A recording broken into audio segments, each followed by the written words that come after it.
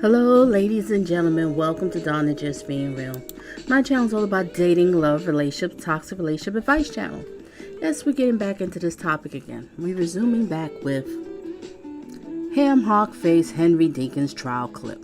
And the trial clip that we're focusing on now, we're focusing on the mother and the grandmother. The mother was on day 3 of the trial, and grandma was on day 4. So we're going to start off with Mama. Let's hear what she has to say on the stand. Now, if you want to know what's going on in this case, feel free to read the description and you'll find out. And also feel free to check out some of my past commentary if you like. Okay? And leave some feedback. And please, right now, hit the like button, share your thoughts and opinions in the comment section, and also share me out on your social media too. Alright? So we're going to get back into this topic. Yeah, boy. Very interesting. And usually when I do these trials, I do clips. And when I do the clips, I focus more of the relationship aspect of the trials and the crime stories. You know, we just talk about relationships here. The good, the bad, the ugly, and what it's all about. Okay, so now if you need to reach out to me, like I said, you can find my email address in the description. And feel free to email me if you need coaching in dating, love, relationship, and toxic relationships. Or if you have a viewer's request, we go from there. Alright, so let's get into this Ham Hock face. I can't stand this piece of crap, but I will say again, and I've said it before, my thoughts and opinions, this beautiful little angel was not protected. She did not come first. The adults came first, and she didn't have no protection. Because if she was being protected and she was put first as a child, this little girl would be alive right now. Yep. Alright, let's get it. Let's hear what Mama has to say.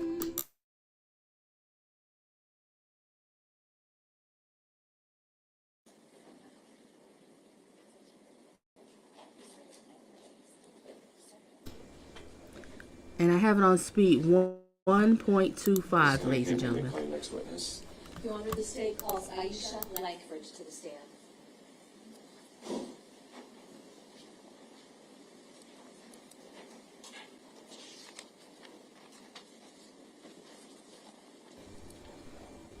It's on 1.25. If it's too fast for you, hit the settings and you can slow it, speed it up, whatever's comfortable for you. Let's get it.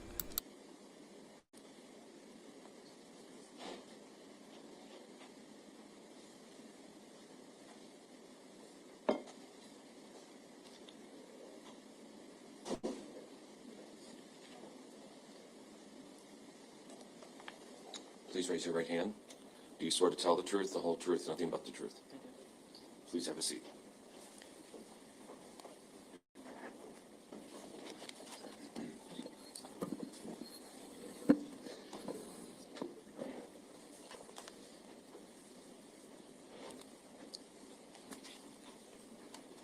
Please state your name for the record and spell both your first and your last name. My name's Aishia Lankford. Aishia. Last name Lankford, Lankford. Okay. Miss Lankford, how old are you? I'm 31. Okay. Do you have any children? I do. I have 3 children. And we're using initials for your oldest child and your youngest child. What are the initials of your oldest child? Initials is CLS. Okay. And what was CLS's age back in July of 2020? She would have been about 14, I want to say, I believe. Okay. What's his date of birth? It's November 20th, 2006. 2006, all right. And so then actually, he hadn't yet had his 14th birthday, if we're talking about July of 2020. Would that be fair to say? Yes, that's fair to say. All right, so the child would have been 13? Yes, ma'am. All right. And then what is the name of your second child? My second child is Aishia Terrell. The initials? No, we're using Briasia's name, but just for the other two children, we're using initials. And then what was or what is Briasia's date of birth? Her date of birth is 12/4/2009. How old was Briasia then as of July of 2020? She was 10. All right. And then finally, your youngest child? Name or just initials? Just initials for him. DRL. Okay. And then what was DL's age back in July of 2020? He would have been 8. All right. Now let's talk about the personalities of your children. Your oldest child, how would you describe him as an individual? CJ, well, for the most part, he's very active, he's smart, he's very helpful and a funny guy. All right. And then Briasia? She was a true teller, very caring. She helped out a lot, secondary mom in the house for the most part. She was real good. She was very loving. All right. And as the only female child, in terms of how she would conduct herself relative to her brothers, how would you describe that? Rough, but more like, I'm the other mom here when mom's not. Not around? Yeah. Absolutely. And Briasia, did she have any type of disabilities?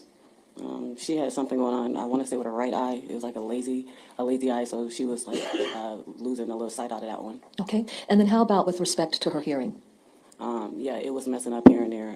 Also on that, I want to say that right side as well. She couldn't really hear a little bit. All right. So the little angel had a something going on with one of her eyes and her hearing. Definitely should have been more protected. I'm just saying. Reason. And then how would you describe your youngest son, DL? Notorious. He's a piece of work, but he's amazing. He's very caring, still loving, and very helpful. And he's a big protector for the most part. Okay.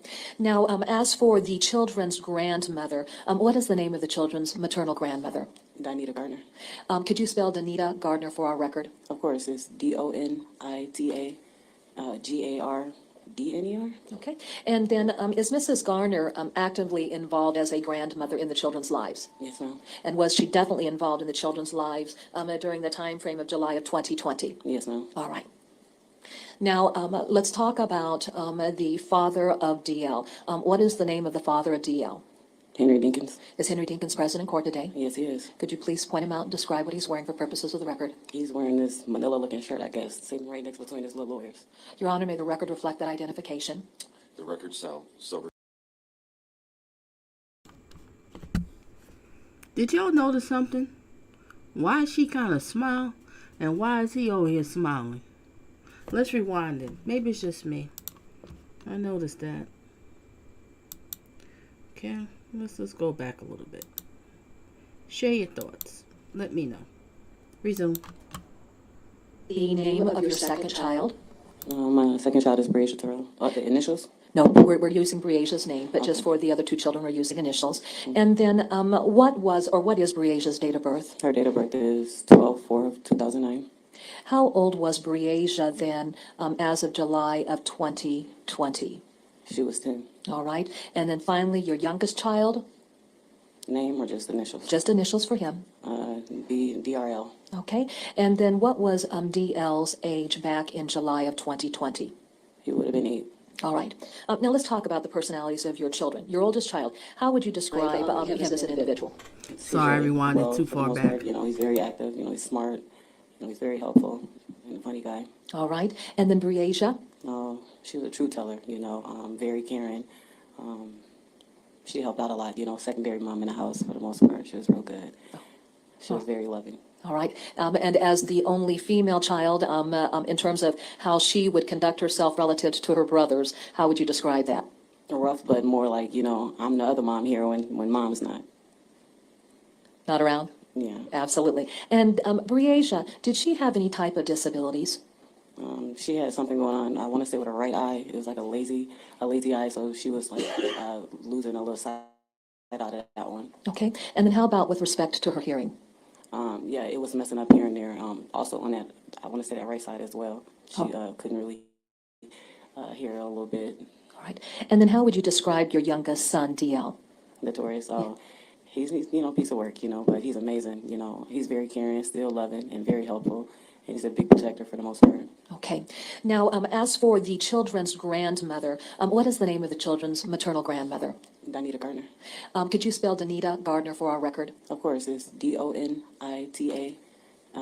Gardner. Okay. And then is Mrs. Garner actively involved as a grandmother in the children's lives? Yes, ma'am. And was she definitely involved in the children's lives during the time frame of July of 2020? Yes, ma'am. All right. Now, let's talk about the father of DL. What is the name of the father of DL? Henry Dinkins. Is Henry Dinkins present in court today? Yes, he is. Could you please point him out and describe what he's wearing for purposes of the record? He's wearing this manila-looking shirt, I guess, sitting right next between his little lawyers.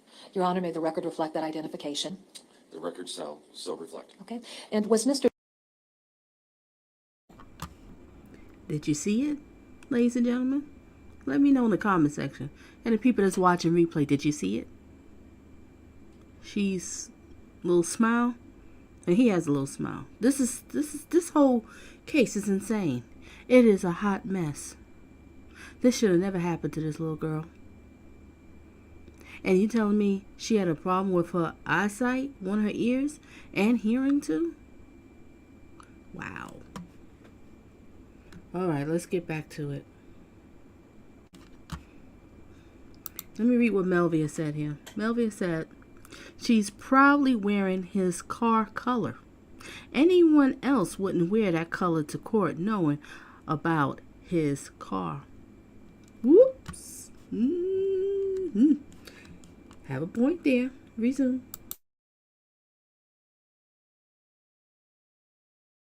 Mr. Dinkins, the father of either CS or Briasia? No, he wasn't. Okay. Now, how old were you when you met Mr. Dinkins? I was about 18. All right. And at that time, then, did you already have Cardell and Briasia? Yeah, I just had Briasia a couple months prior to meeting him. All right. How old was Mr. Dinkins when you met him? Mr. Dinkins told me he was in his late 20s. Okay. Did you later find out that? Oh, I was wrong. I thought she was 2 years old when she met him. Bree was a couple of months. Oh. Okay, so I guess the father was in prison at that time. Y'all wasn't together, because when I hear that the father's in prison, I don't know when he go to prison, or if he still is. I don't know the whole story, but Bree's father's in prison. Okay, so if your child's a few months, and you're 18. You just had a child a few months ago. You're 18, so you got pregnant at 17, and you have a child that's older than the one that's a few months. Then you meet this ham hock face, and then you get together. Okay, let's listen to the rest of it. Let's listen to the rest.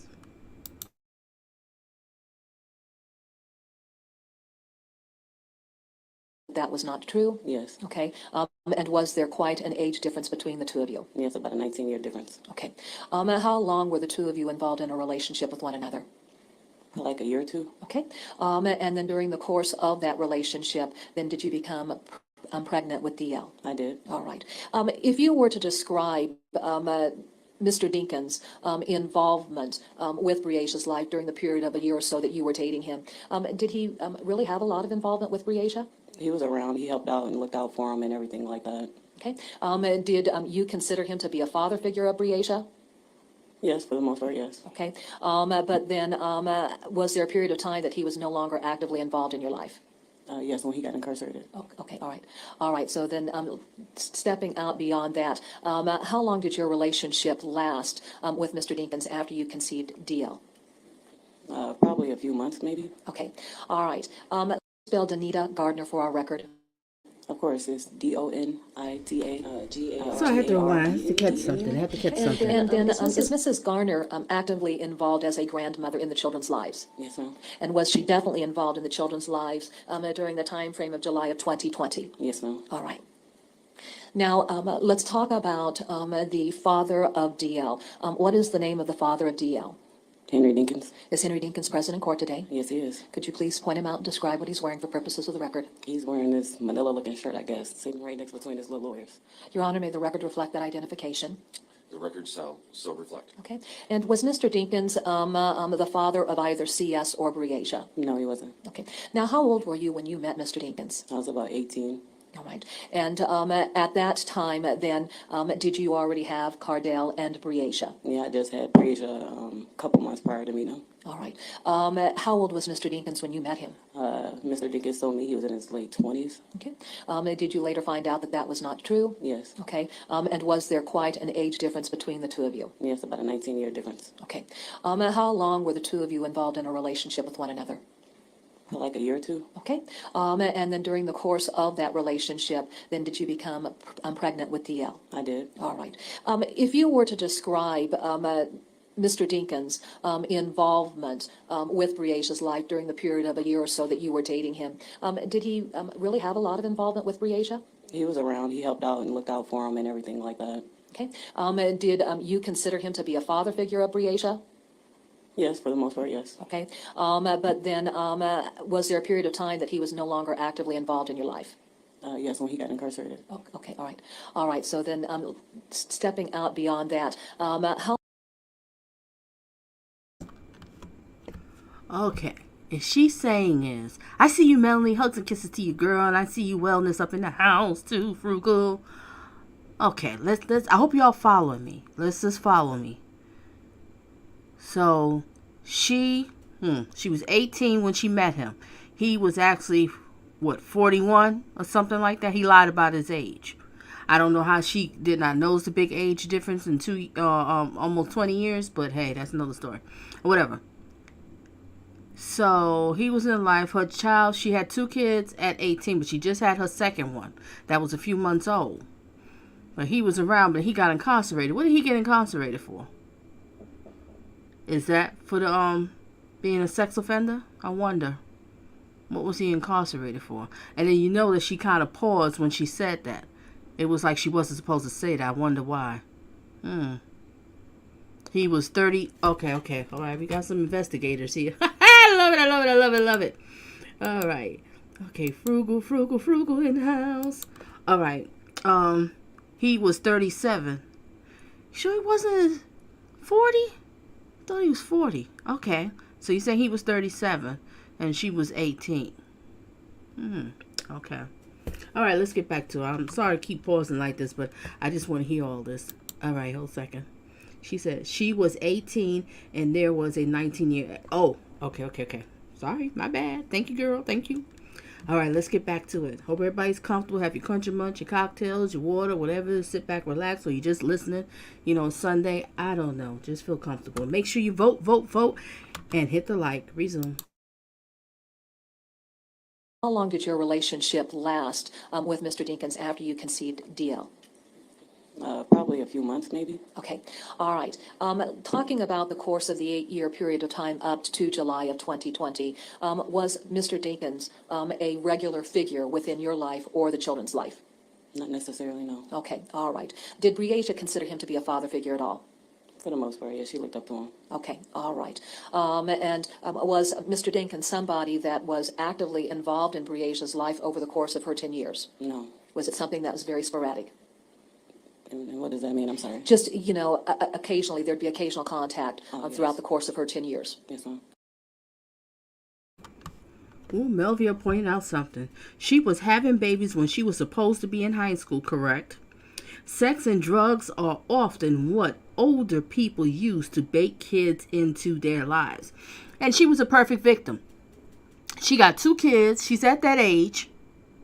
No baby fathers around. They're all a bunch of Dusty's lowlife or whatever it is, right? I'm assuming maybe Bree's father was already in jail, whatever, but he wasn't in the picture. So here he coming here with this, grooming all with the gifts and being all sweet and nice when he was actually looking at your daughter. He didn't want you, he wanted your daughter. See, this is what I'm talking about. She's a perfect victim. They love them. These type of women. Oh, I just can't. I can't. All right. Let's see what Melanie have to say. Pardon me in advance, but why is it so hard to take a pill every day to prevent these pregnancies? I don't get it. Use a darn condom. First of all, you got 2 kids from 2 different fathers. I'm assuming 2 different fathers. Why are you over here ready for another third one and you're only 18 years old And the other two ain't provided. I understand, women, we make this mistake with one dusty guy and he ain't no good and you have a baby by him. But when you start doing 2, 3, 4, 5, 6, what is wrong with you? I want to know what he was in jail for. First of all, no child of mine is going to go over to no sex offender's house. Not at all. All right, let me just calm down. Let's get through this because we got a lot to cover. We got to cover the mother. Then after that, we're going to hear the grandma on the stand. Resume. Okay, all right. Now, let's talk about the summer of 2020. Had Mr. Dinkins been a part of your life or the children's lives leading up to the summer of 2020? Yes, we used to do barbecues down at the river. He would come down, so he would spend time with Notorious more. So we just hang out down there, make, hot dogs and stuff like that with the kids and family. Okay, and when you say that we were involved in cookouts down at the river, who was responsible for putting on those cookouts? I mean, it was just something that we all just come together, and it was just something that just kind of took place when we got down there. Okay, was it like your circle of friends and people that Mr. Dinkins would have known? Yes. Okay, and then during June of 2020, did you have some contact with Mr. Dinkins by virtue of those cookouts down by the river? Yes. All right. Was DL down at those cookouts? Yes, he was. Would CS have been down for the cookouts? Yes, he was. And then would Breasia have been down there for the cookouts? Yes. Now, did you ever meet a woman by the name of Andrea Culberson? I did. When did you first meet Andrea Culberson? I met her in the grocery store back in June. Andrea Culberson, and I don't know if I'm saying it right. I showed her already. I did a clip of her when she was on the stand. That's the girl right here. This heifer right here. That's the girlfriend. Ham Hock was living with her. Ham Hock ain't have no job. We probably think he's hustling. He was doing something on the side. And the kids went over to her house. Well, their place together, but it's actually her place because he ain't got no job. Well, he got nothing. These women with these F-boys, I just don't get it. I really don't get it. And he don't even look like he can't even do anything. Well, ugh, just thinking about him. Ugh. Resume. With Mr. Dinkins. All right. Did they happen to be at a grocery store that you had gone shopping at? Yes, me and my mom had went shopping, and I had ran into him, and he introduced us. Okay. And so then during that month of June, when you talked about there being some cookouts, had Andrea Culberson been down to a cookout, at least one cookout, there that summer that you had occasion to sit and visit with her? Yes, she was down. Okay. And then as far as just your opportunity to meet and visit with Miss Culberson down at the cookouts, how would you describe the two of you, as far as hitting it off and, really identifying with one another? I mean, for the most part, I thought she was okay, We were just talking and things like that, and, just getting to know one another. And I didn't see anything different with her. Like, she seemed like a nice person. Absolutely. Now, I want to direct your attention, if I could, to events of July 8th of 2020. Okay. Does that set the stage for events that played out on July 9th and July 10th of 2020? Yes, ma'am. Okay. Describe what you were doing that day that really set the stage for events that developed on July 9th and led into what occurred on July 10th of 2020. Well, July 8th, I was trying to get a hold of Mr. Dinkins' number because I knew he might have had some landlord numbers or whatever. And we were driving to a friend's house, and I saw him at the quick shop on 53rd. Okay. And Tori said, "That's my dad." So I pulled over, and we were talking. We exchanged numbers. He told me that he would take the Tories for a couple of days for me. Okay. And then so by virtue of that, were there concrete plans that were established there at the quick shop as to when Mr. Dinkins would be picking up DL? Yes, he said that he will come get the Tories on the 9th. And I said, well, just let me know so I'm able to call my mom because I had to work. Okay, all right. Relative to those plans, who did those plans include of your children? It included Notorious. And that was the only child to go? Yes. Okay. Did you have any intention for Breasia to go and spend a few days with Mr. Dinkins? No. All right. And did you even feel comfortable with Breasia going and spending a few days with Mr. Dinkins? Yes. Okay, but that was not the plan? No, it wasn't the plan. Where were you employed? I was employed at Checkers Rally on East Locust. All right. So just to set a perspective, are you familiar with Sudlow Junior High there on East Locust? Yes. Okay. Yeah, across the street, yes. Okay. Is Checkers located within that vicinity? Yes, ma'am. All right. So if Sudlow would be on the north side of, Locust Street, is Checkers on the opposite side, on the south side of Locust Street? Yes. Okay. What hours did you typically work at the Checkers there on East Locust? Typically, I worked at 11 to 4. All right. Were you scheduled to work on July 9th of 2020? Yes. Okay. And what was your scheduled hours, if you have some recollection? I had to work at 11 to 4, but I had stayed an extra hour because staff hadn't made it in yet. All right. So then you worked a little bit later than that afternoon? Yes. Okay. Okay, so let's go back to July 8th if we could. Now, you've run into Mr. Dinkins there at the Quick Shop, is that correct? Yes, At that point in time, then, did the two of you exchange numbers? Yes. All right. Did you not previously have his telephone number within your phone? I had his phone number, but I had rebooted my phone because me and an ex-girlfriend broke up, so I had switched my number and things and rebooted the phone. So I didn't have his number, it didn't save, and my mom couldn't pull it up or remember it. All right.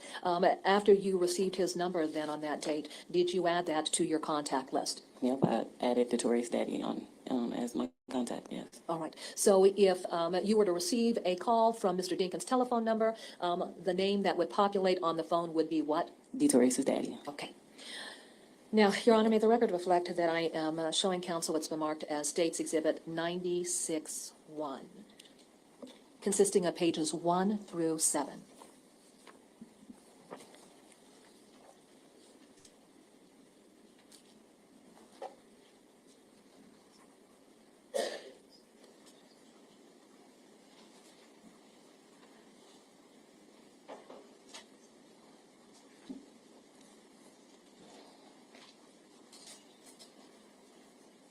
May I approach the witness, Your Honor? You may. I'm handing you what's been marked as State's Exhibit 96-1 for purposes of identification. Do you recognize State's Exhibit 96-1? I do. How do you recognize State's Exhibit 96-1? I recognize it because it looks a bit like my phone records. Okay. Now, at the top of that document, in the middle section, is there a caption that identifies what telephone number this cell phone log applies to? I'm sorry, what was that again? Right in the middle at the top. No, not saying it, I'm sorry. That's all right. El artista latinoamericano más aclamado de la historia.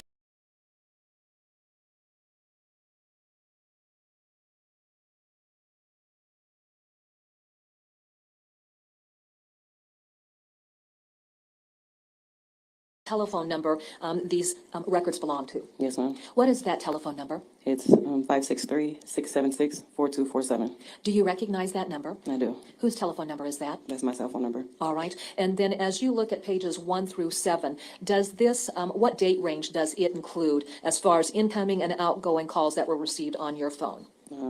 July 8th, July 9th, July 10th. Okay. All right. From 2020. All right. Does this document then reflect the different contacts that occurred between yourself and Mr. Dinkins involving calls either made or received from your cell phone? Yes. Okay. Your Honor, at this time, the state would move to introduce State's Exhibit 96-1.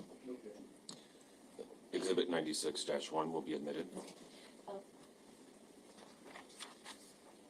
Now, what I'd like to do, have we taken and highlighted portions from State's Exhibit 96.1, which will make it easier for us to identify the calls that we're going to be talking about?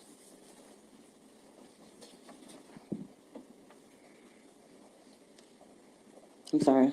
Yes. Have we gone through and highlighted the relevant calls that we're going to be talking about through your testimony? Yes, ma'am. All right. And so will that make it just easier to pick out the various contacts that you had, either in incoming or outgoing calls from your phone to Mr. Dinkins' phone? Yes. For purposes of our record, could you please identify Mr. Dinkins' telephone number? Of course, it's 563-726-4078. Okay. Your Honor, may we publish this as we work through the various calls? You may. All right.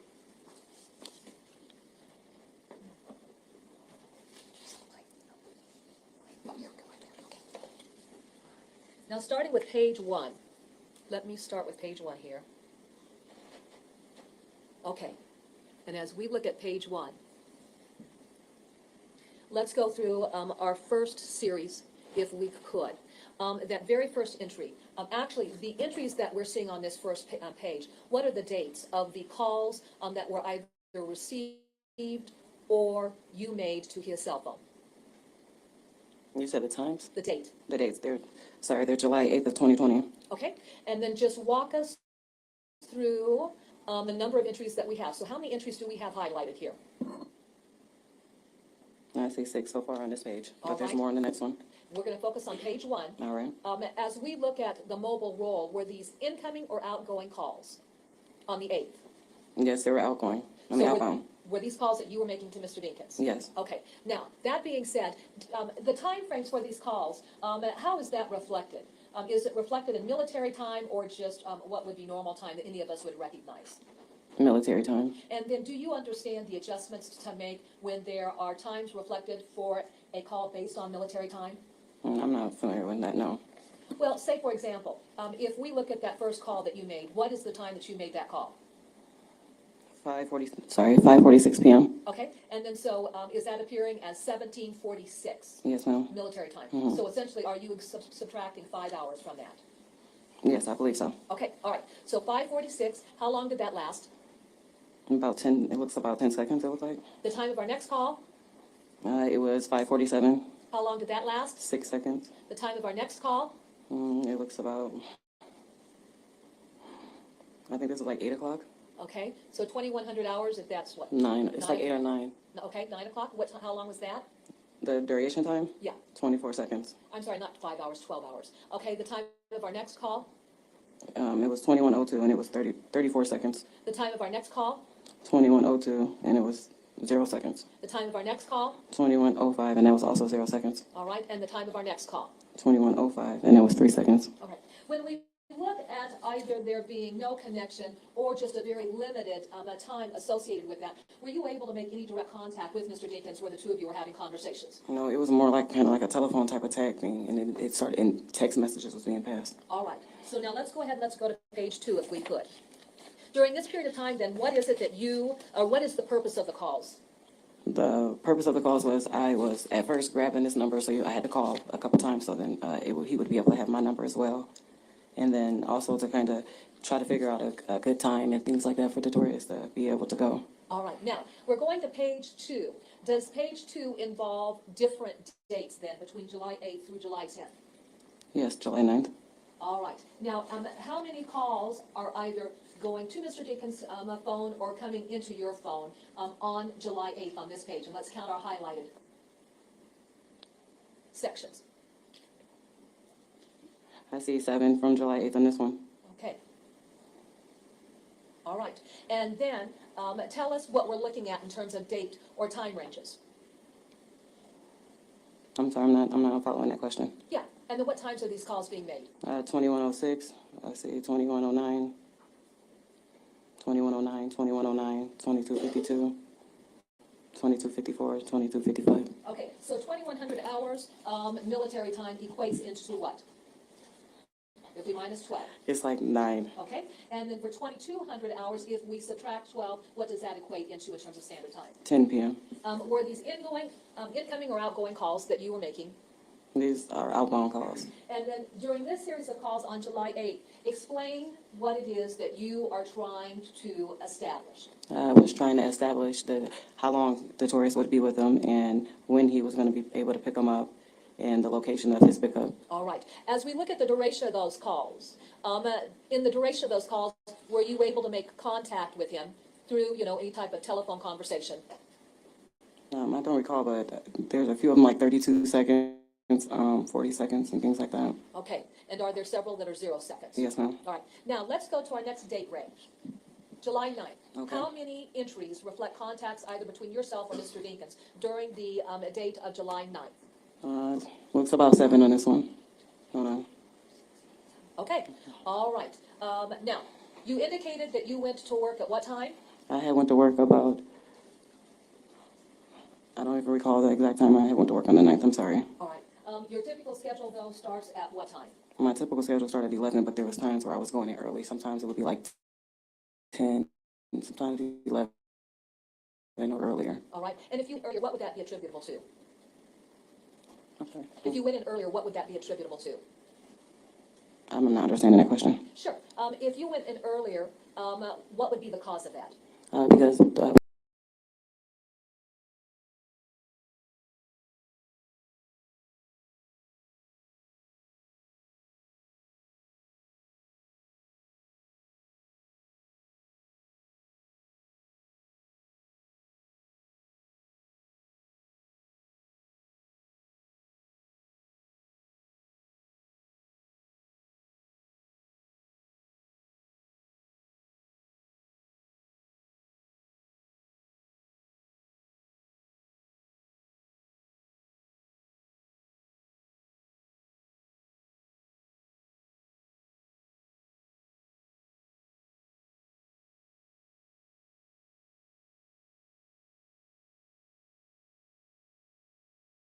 do you receive, or what time does I'm that sorry call, here. I is it messed made up to your here. phone? Hold this. I have to 10:40 a.m. put this Okay. back.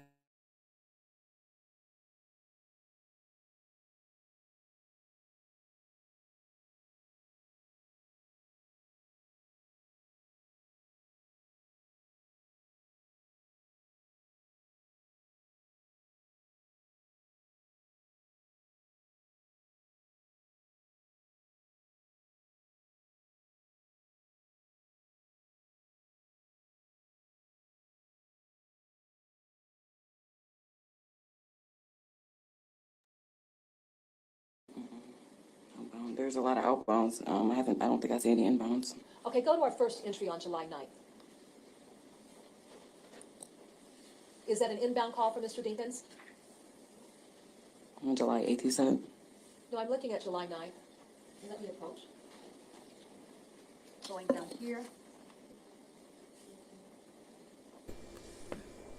Prosecutor. There's get a one little simple upset. vision hack anyone can use to improve vision, so you can say goodbye to your optometrist.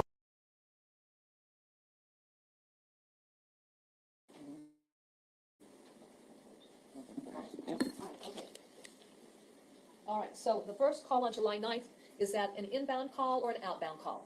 That was an inbound. Okay, what time do you receive, or what time does that call, is it made to your phone? 10:40 a.m. Okay, and then what's the duration of that call? 79 seconds. Okay, and then is there subsequent activity between your phone and Mr. Dinkins' phone that shows that there's no connection?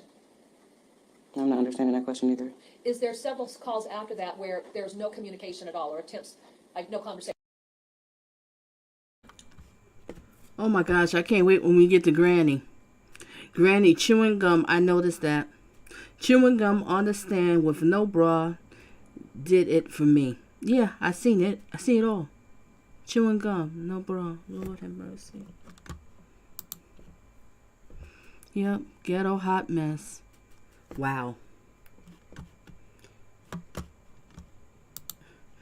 What is it? Please tell me that you're joking. No, Melvia, we gonna see her soon. You'll see for yourself. That was Granny. Wonder how old was Granny when she had her. Reason. Yes, ma'am. Okay, based on duration of call, which would be how many seconds? Like 0, it looks like. All right. Now, in that first call, Frugal, no bra. you had a Just conversation with Mr. Dinkins. let it flow. I don't recall. All right, but at any rate, before Mr. Dinkins went to your mother's house to pick up the children, did you have any solid idea of what the plans were going to be? Yes. Okay, tell us about that. The plans were going to be that Detorius was going to go with Mr. Dinkins for 3 to 5 days. Okay, and then did you know what time he was going to be picking Detorius up? And if you don't remember, that's fine. No, he had, I want to say he called or he texted, I can't recall exactly, but he called or texted and said that he was going to be on his way. I thought it was probably around like 11 a.m., but I remember him saying to let my mom know that he was on his way, and I had quickly called my mom and told him to get Detorius ready. Gotcha, all right. Now, let's go ahead and let's move on to our next page, and I want to talk about the third page of this particular exhibit. Is there continued communications or attempts at communications on July 9th between the two of you? Yes. Okay, and just take a moment to look at the activity. We won't go through that line by line, but look at the time of it so that you can get a perspective. And then once you have a perspective, describe your memory of what was developing throughout the rest of the day.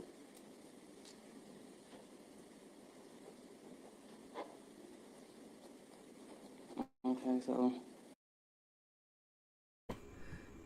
Everybody's comments got me cracking up.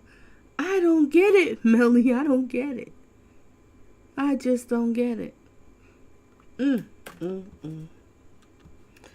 Yep. But Melanie, the biggest question is, why would you be okay with your child around a sex offender? Nope. Reason.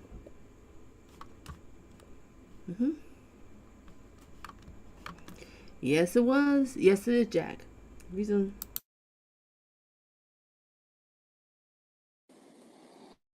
So it looks like I called, there's an outbound call at 3:31. All right? And then as we move later into the afternoon, is there more definitive contact where you can see that there were conversations that were lasting for at least a little bit of time? Yes, I also see a few outbound calls, like around like 4:05, 4:17, for like 34 seconds to like 31 seconds. Yeah. And then Before we get to Grandma, I'm going to show you a video. I got some time to find a video. And I want you to tell me, what do you think of that video? Because what you all talking about. Melanie, he had the weed. Yeah. What else could he offer? He got the young girl with the weed. All of them burnt lips. Every one of them burnt lips. Resume.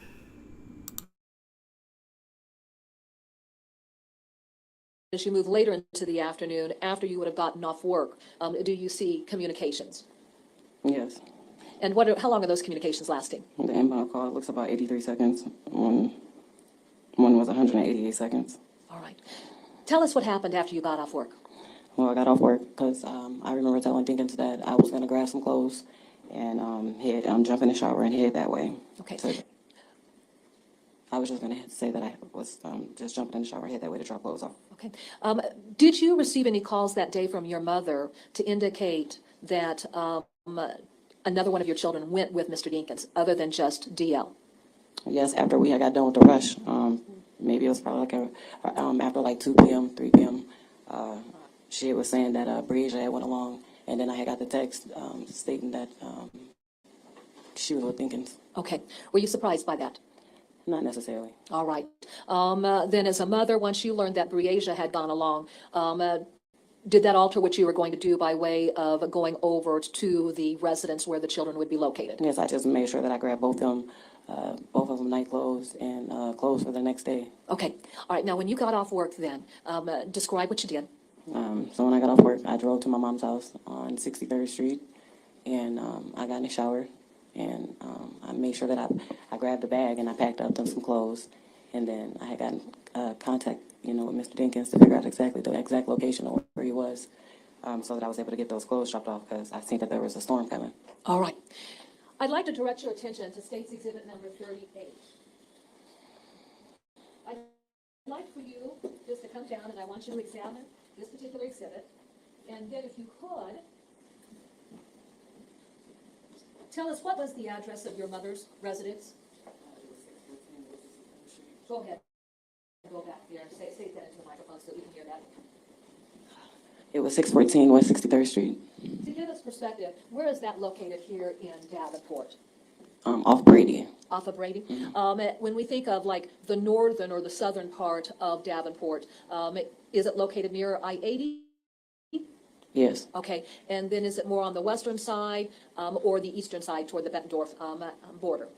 More at the western. Okay, now go back to the exhibit, and then I want you to go ahead and circle your mother's residence. And looking at that, was there a specific entry made to reflect your mother's residence? Okay. And don't say anything because we can't hear you. Go ahead and circle that. Take your seat.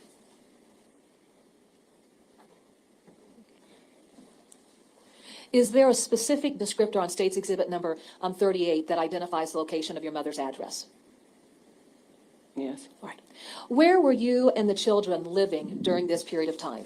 At my mom's address at 614 West 63rd Street. Okay. Had you been living there long? Yeah, probably a few weeks, possibly. Okay. And so had there been some transition from your previous residence moving over to your mother's residence? Yes, ma'am.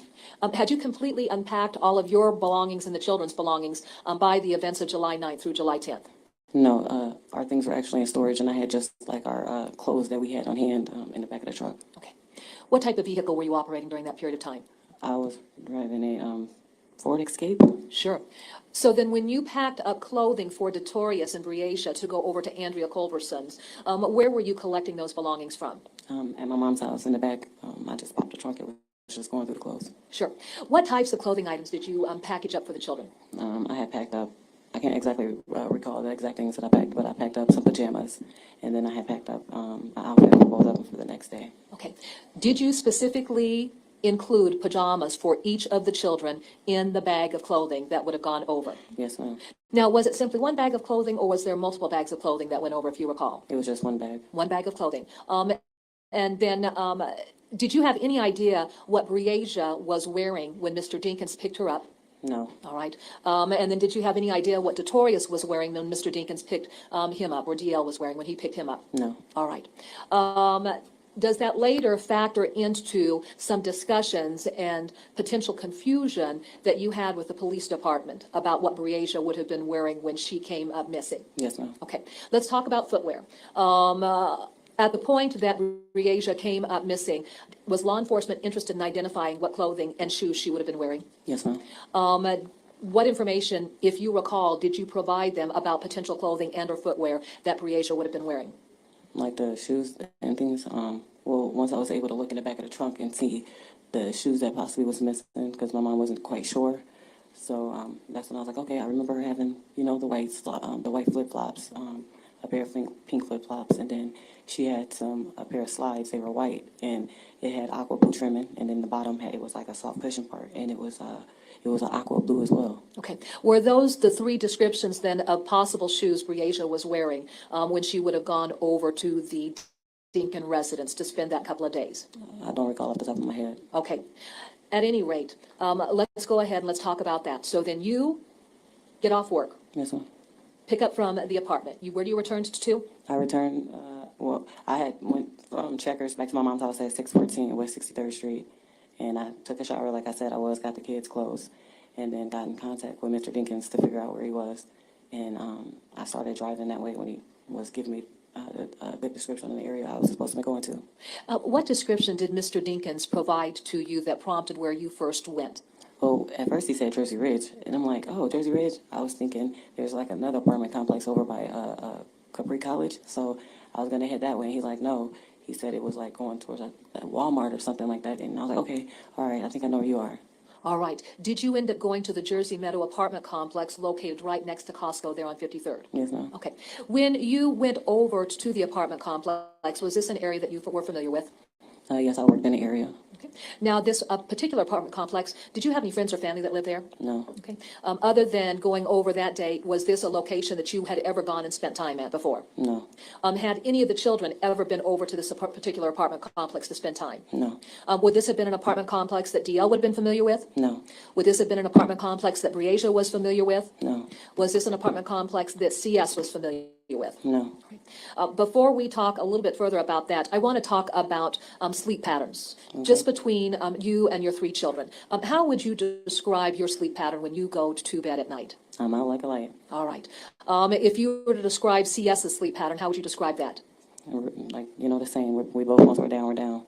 How about Breasia? Yeah, when she's down for the most part. Yes. Okay. And then DL? Same. All right.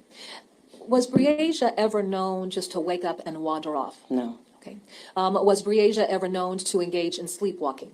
No. Okay. Was Breasia a child who, would just take off on her own? No. Okay.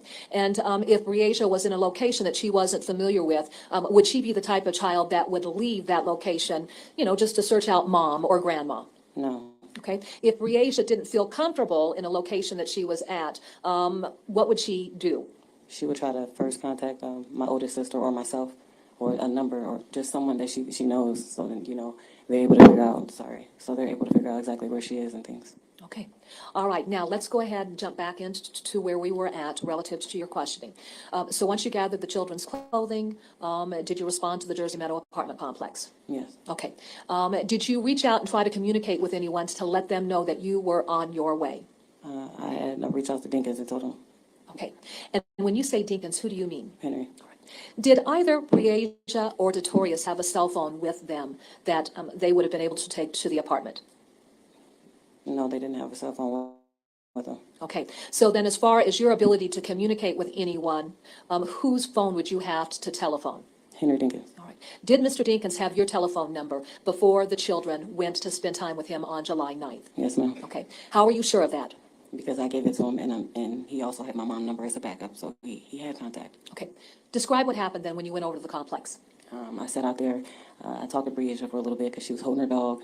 She was trying to go in with the dog and things, and she was letting me know that she was learning how to be an AT&T agent, and she was really excited about it. Okay. When you got there to the complex then, did you never go inside the apartment? No, I actually sat outside because she had came running around the building complex of the apartment. She ran around. Okay. And then did Briasia come meet you at the car? Yeah, she met me at the car. All right. So now tell us about the family pet. Had you taken a family pet with you? Yes, I had her dog. Okay. When Briasia saw that her little dog was in the vehicle, how did she react? She was pretty excited. She was like, "Ooh, mommy!" And I'm like, "Yeah, you can't take her," because she tried to take her inside. I'm like, "They ain't gonna want that dog inside the house." So I took her back, and she was like, "Oh, okay, I love you, bye." Okay. Was the clothing handed off to Bree to take into the apartment? Yes, it was. And then did you have any direct contact with Mr. Dinkins or Andrea Culberson when you dropped the clothes off there at the apartment? No, I just headed home. All right. Let's discuss the weather. Okay. Tell us about the weather conditions that evening. What time do you believe you would have dropped clothing off there at the apartment complex? Around about maybe a little before 6:30 or a little after 6:30ish. Now, let's go back to our state's exhibit 96-1, and then if you could. So she knew that her daughter was over there. She was okay with it because she brought clothes over there for them to sleep over. But you didn't get out the car to go and check out this apartment and see everything was okay. You know, these are little kids, and they just basically at strangers' house because he's not really all active in his son's life. I'm just saying, things that we do as mothers, we get a little. All right, resume. People that's in here, please hit the like and make sure you vote. If you don't want to talk, you just want to be in the bushes, it's okay. It's okay. No problem. Glad to have you.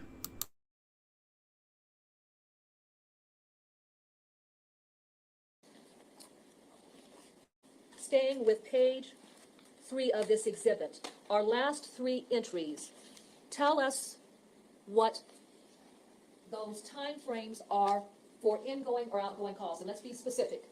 All right, the first entry, is that an inbound call or an outbound call? First entry here is inbound call. So who would have been making the call? It would have possibly been, I'm not exactly sure.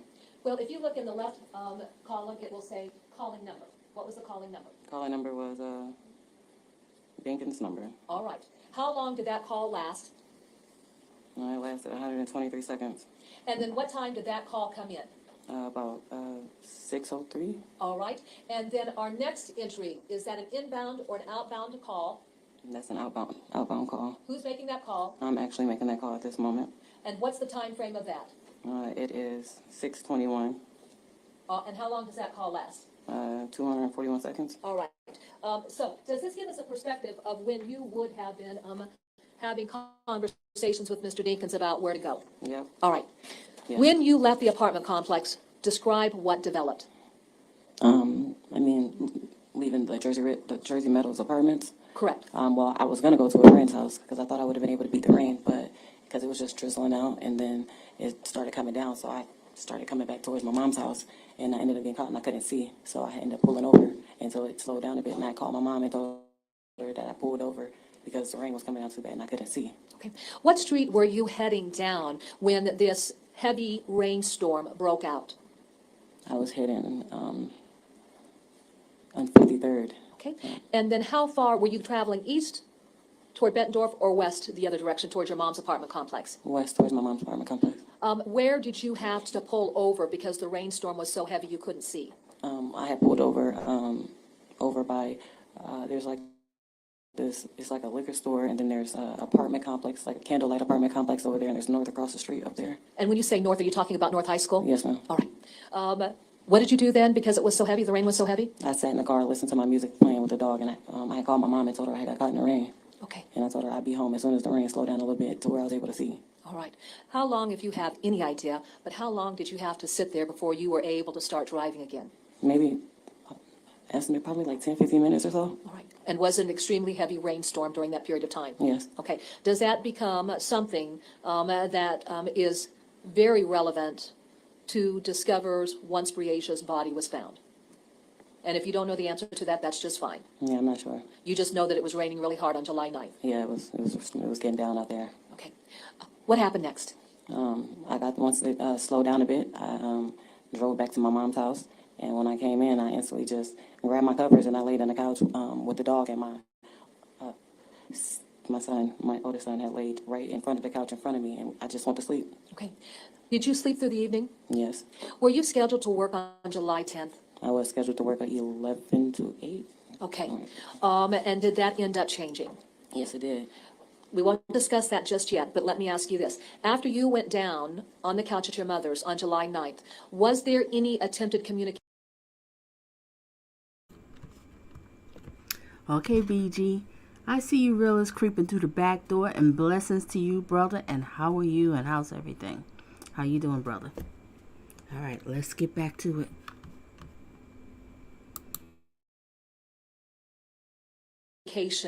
By your children, either of your two children, over at Henry Dinkins' apartment and yourself? I didn't have any contact, but when I had woke up to use the restroom, I noticed that I had a missed call or two from Dinkins' number. Okay. And then did you answer either of those calls? No. Okay. Did you attempt to return the call? I believe I tried to return the call. I'm not quite sure. And I sent a text message because I also think that a text message was sent to me too. Okay. And who was the text message from? Hoping one of my kids. I'm not exactly sure. Okay. All right. Did you respond thinking in kind that it was one of your children? Yeah. All right. Let's go back to State's Exhibit 96-1. And let's go to our next entries. Now, as we look at the next page in that center section, how many entries do we have highlighted for July 9th? We have 3. All right. Our first entry, who's the calling number? Calling number is Dinkins. What time does that call come in at? I think it's 9/11. All right. Then our next entry, what's the calling number? The calling number is Dinkins' numbers again. What time? It was 9:13. What was the time elapsed between the first call and the second call? I'm sorry, what was that again? What was the time elapsed between the first call and the second call? The time, that's 9:12. Okay, so just a little over a minute? Yes. All right, and then our third entry, what's the calling number?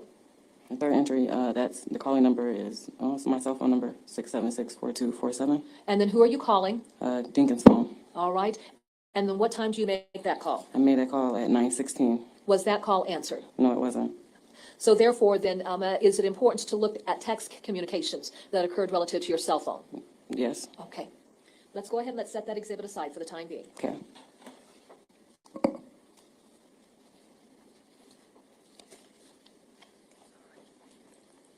Your Honor, may the record reflect that I'm showing counsel what's been marked as State's Exhibit 96.2.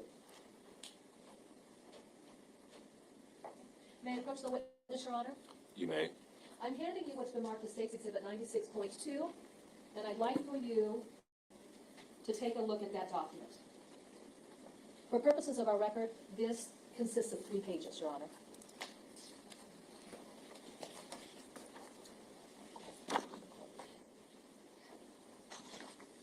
Now, Ms. Lankford, as you look at this, do you recognize the various text messages within this document? I do. Okay. Whose telephone number were these text messages either sent to or received from? They were sent to, sorry. It looked like I was messaging a friend, and we're not going to talk about the specifics, but are these text messages that came in on your phone or that were sent from your phone? yes, ma'am. Do they cover the dates of July 8th through July 10th of 2020? Yes. Your Honor, at this time, the state would move to introduce State's Exhibit 96-2, consisting of pages 1 through 3. 96-2 will be admitted. All right.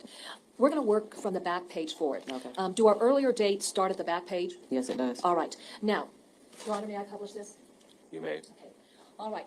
Looking at this particular exhibit,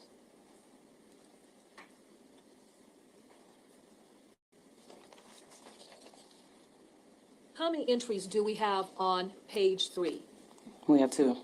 Okay, let's look at our earliest entry. What's the date and time for that text message? It is July 8th, 2020 at 10:55 p.m. Now, do you see just below that what would be a UTC time? Yes. Okay. And then do you see a dash 5? Yes, ma'am. All right. Do you understand UTC time? No, ma'am. That's all right. I'll have an officer speak to that. But is it documenting a time based on UTC time? Yes. All right. Who is the text from? Dinkins. Okay. And what does that text say? It says call me. All right. Now let's go to the next entry. What's our date for that? The next date is July 9th, 2020 at 10:45. Who is sending that text? Dinkins. All right. And what's the nature of the text? It looks like we were establishing exactly how long the tourists would be there. And what does Mr. Dinkins indicate as far as the time frame that he was going to keep DL? I'm keeping him for 3 to 5 days. Okay. Let's go to page 2 of that document.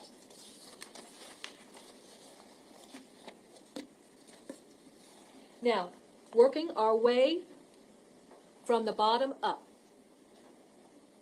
What's the nature of the text communication that's occurring between yourself and Mr. Dinkins? And if you could, tell us who's sending it, the date, and what's being said. And just read through all of those entries, working from bottom to top, that would be applicable. Okay, so I got a sent message from Dinkins, July 9th, 2020 at 11:28 a.m. That's UTC time? I'm sorry. Yes, UTC time. Sorry. No, I had sent that message to him. I do apologize. Sure. It was me stating that I would bring Detorius some clothes and that Detorius was going to love that to be able to spend time with him and for him to send me some pictures. Sure. Next entry. The next entry is July 9th, 2020 at 11:31 a.m. UTC time? Yes, ma'am. Go ahead. And it looked like a message that was coming from Dinkins' phone. It states, I'm with his dad. Okay. Did DL have a nickname? Yes, he did. What was his nickname? Dink. Okay. Our next entry? Next entry is July 9th, 2020 at 11:36 a.m. UTC time. A message was sent. I was saying, okay. Continue. Okay. Am I going just reading the Henry Dinkins messages or also friends? Just read the messages between yourself and Mr. Dinkins. Okay. And then it looks like July 9th, 2020 at 2:50 p.m. UTC time. I got a message from Dinkins asking if I was off. And then July 9th, 2020 at 2:51 p.m. UTC time. Dinkins had texted again and asked what time was I getting off. And I sent the message back July 9th, 2020 around 3:31 p.m. UTC time stating, for what they giving you problems. Okay, and explain that. Well, I had put 4 because we were busy, so I was a quick text. So I was like, okay, I get off at 4. I'm like, oh my gosh, like, why are you trying to get in contact with me? Are they giving you a problem or something? Okay, so you were wondering if the children were being ornery? Yeah, because he was asking, like, was I off? And I'm like, okay, well, at work, and I'm gonna bring up some clothes. Sure, go ahead. And let's see, I got July 9th, 2020 at 4:20 p.m. UTC time. Sent message. It looks like it was about. It says, "How about you just hit me because I hit your phone twice already." Okay, and then were you sending that message to Mr. Dinkins? Yes, Explain why you sent that text. because I want to say that he may have called me or something. Not exactly sure. I can't say for sure, but may have called or something that he wasn't answering, and I was at work, and I'm just like, just hit me whenever you're able to get the chance to. What's our next entry? Next entry is inbox July 9th, 2020 at 5:26 p.m. UTC time. Dinkins texted me telling me that it should ring. Okay, and then from there? I sent message at 5:26 p.m. UTC time. I told him okay. And then it looks like July 9th, 2020 at 9:13 p.m. UTC time. A message said, "Good night, Mom." And then do you respond to that message, good night, Mom? I respond to it, "Good night, I love you, Dink." Okay, now let's focus on those times. UTC time, what I'd like for you to do is to subtract 5 from the time that's reflected. Are they accurate? Okay. Oh, hold on, give me a moment. Let me just double check to see if these are accurate for the time. Oh, you know what? They are accurate for the time. Okay, all right, so they are accurate for the time. Go ahead.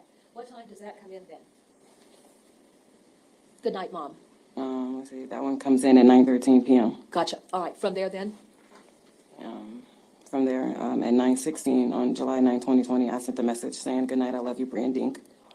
And then July 10th, 2020, at 8:08 a.m. UTC time, Dinkins text telling me to call him. All right, and then I need to correct something for the record. So it looks like we actually have accurate times here, and we don't have to worry about the UTC time. So then your first text from Henry Dinkins came in at what time on July 10th?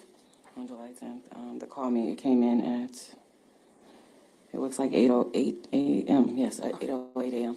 All right. Put that aside, and we're going to discuss another topic. What ended up happening on July 10th relative to your work schedule? Well, I had got woken up. My boss had called and asked could I come in. He probably called me about like maybe 7:42, 7:45-ish. Asked could I help come open up the store. They needed some openers. And I brushed my teeth and rushed out the door. I made it to Checkers maybe 7:59, 8 o'clock, 8:01, and clocked in. And then when you got there to Checkers, did you clock in? Yes, I clocked in, and then I got on the grill, and I got the text message, and I was trying to call. All right. As we look at State's Exhibit 38, the area that you've circled where your mother was at, were you at that residence the entire time from when you got home after dropping off the children until you had to go into Checkers that morning? Yes. All right. And so was your cell phone always at that location? Yes, it was. And so therefore, with your cell phone at that location, can we assume that your cell phone would have never moved during that period of time? Yes, ma'am. Your Honor, may the record reflect that I'm showing counsel what's been marked as State's Exhibits 95-1 and 95-2.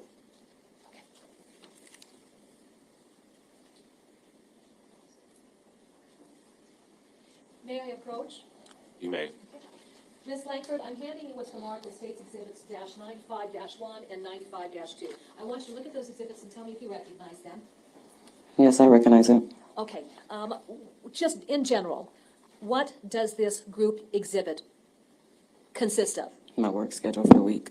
Okay, would that encompass the date of July 9th of 2020 and July 10th Yes. of 2020? Yes, ma'am. You want me to read the times? Yeah, and just give me a moment if you could. Okay.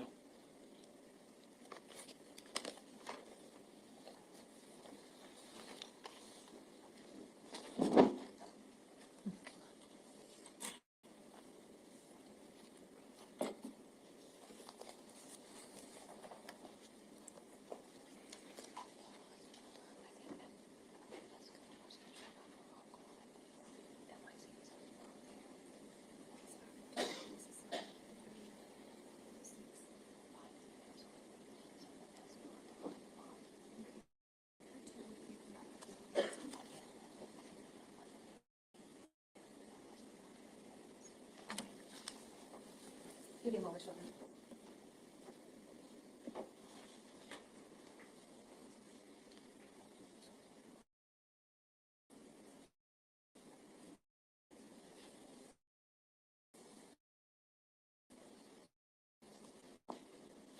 I'm checking on something, but at any rate, did you have a work schedule that showed that you were working on July 9th and July 10th? Yes, ma'am. All right. Now, when you were at work, and we see that entry for July 10th at 8:08, what developed from that point moving forward? At work? Or Yeah. just the day periodically? Well, so at 8:08, I had got a text that said call me. I was trying to call Mr. Dinkins' phone. No answer. I want to say I called him twice. And then I sent a text message, and I told him that I wasn't going to play telephone. Call me when you get this message. I'm at work. And seconds later, he called me right back, and he asked me, was Bree with me? And I said, what you mean, was Bree with me? She wouldn't stay the night with you. I'm at work. That would make sense. And he was like, well, I just woke up, and she's gone. I want to be very clear about that. Did he? Ooh, the son of a gun. He lied, he lied, he lied. Okay.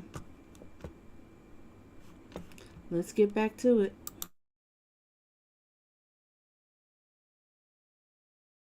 Tell you that he just woke up and discovered that she was gone? Yes, he did. Did that conversation then occur after that first contact in your phone log showing that he called you at 8:08 a.m.? Yes, ma'am. When he told you that he just woke up and that Bree was gone, what was your reaction? Melanie said, was one or all of her children deleted or SA? No, it was just the daughter. That's not his child. That's not his child. Only this girl here. It was her. Now, this is the son that they have together. They have a son together, and that son is younger than the daughter. The daughter's from some other man.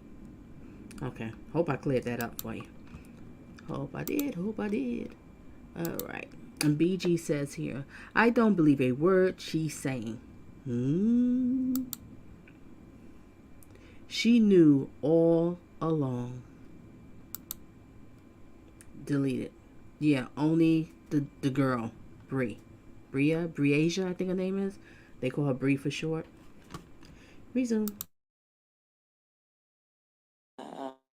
It was more just a feeling. The feelings that took over a lot and emotions, and I was just yelling on the phone like, "What did you look around?" You know, because I kind of chucked off. It's like it didn't make any sense. Like, stop playing. You know, like how you just wake up and she's just gone, like she's just not there in the house. And I was asking about, of course, Andrea and Victoria's because they were in the house as well. And he was like, "I don't know. I just woke up and she wasn't there." And I'm like, "Well, have you called the police?" And he's like, I'm going down there right now," because he was saying he was looking for her. And I'm like, "Well, why are you looking for her?" And that's when I got the texting family members, let them know that Henry had lost Breasia, and it didn't sound right. And my uncle insisted that I call the police, and I was at work and I was just crying, and I called the police, and I was trying to describe Mr. Dinkins to the person that I was talking to on the phone, and they stated that there was no one down there that made a call or anything like that. So I had to get off the phone with them because I had to scroll through and get Mr. Dinkins' number because they were asking questions I didn't know. I didn't know what she was in. I didn't know what took place that night. I'll go ahead. Sustain. Yeah, I'll go ahead and ask another question. And so then anyway, when you were communicating with someone or an individual at the Davenport Police Department, Yes, ma'am. and then what types of questions were they asking you? They were asking me, like, what was the location? What was she wearing? And I didn't know what she was wearing. I know what I saw her in that night when I dropped off clothes, but I didn't know what she was wearing for the day. I couldn't be exact of the apartment because I didn't come in the apartment. I just pulled in front, and only he could have answered those. So I gave the lady the number that I had for his contact. Okay. Would that have included the number that is reflected in your telephone records? Yes, ma'am. And then can you read that number into the record once again? Yes. It's 563-726-4078. When you provided that telephone number to, were you talking with a female or a male there at the Davenport Police Department? I think I talked to both females. Okay. And so let's clarify this. Initially, what number did you dial? I called 911. Describe what happened when you called 911. I called 911 and I told her that my daughter was missing. Dinkins said that, he woke up and she just wasn't there. And they told me, she said something about switching me over, and I got switched over to someone. Okay. Would that have been a representative of the Davenport Police Department? Yes, like a non-emergency or something like that. Sure. And then during this second contact, is this where you were being asked various questions in the process of trying to gather information? Yes. Okay. Then once you provided Mr. Dinkins' telephone number to the lady there at the Davenport Police Department, what did she indicate that she was going to do? She told me that she was... Your Honor, Mona Varelli has already testified. Just hold on, everyone. Oh, I'm sorry. Can't be talking over one another. There's no objection. Ms. Cunningham, you responded. Your Honor, Mona Varelli has already testified to this. So this testimony has come in, and we've had that individual present in court. So at this point in time, the concerns about hearsay do not exist because we've had that individual testify. Excuse me? If you please use your microphone so I can hear. That is cumulative and redundant. Overruled. You may answer. So what? I'm sorry. Sure. And the lady that you spoke with at the Davenport Police Department, what did she indicate she was going to do? She stated that she was going to get in contact with him to be able to get that correct address because all I had was an apartment, like a name. And because that's all I could remember. And she told me that she was going to call him and she was going to get the information. And I was crying. I'm like, well, what am I supposed to do? What am I supposed to do? And She told me to stay at my job and wait, and someone would contact me or someone would come up to my job. Okay, all right. By virtue of that directive, is that what you did initially? That's what I did initially, yes. And my boss said, as I was sitting in the back, because I couldn't work, I was just crying because, I felt a crazy feeling. And so he was like, if that was my daughter, I would be down there at the police department. And I'm like, right. Your Honor, this response is getting narrative, it's getting into hearsay, and I object and ask that another question be asked. Sustained. Okay. And then relative to the conversation that you had with your boss, did that direct the course of your conduct? Yes, and I left. Okay. All right. Now we're going to stop there. Have you had a chance to review the conversation that was recorded between yourself and the dispatcher when you called 911? No. No. Have you had a chance to hear it? I heard a little bit of it. Okay. And then did you recognize your voice in that call? Yes, ma'am. Okay. When you had a chance to listen to this, was this the conversation you would have had with the dispatcher? Yes, ma'am. Your Honor, may the record reflect on showing counsel it's been marked as State's Exhibit number 77.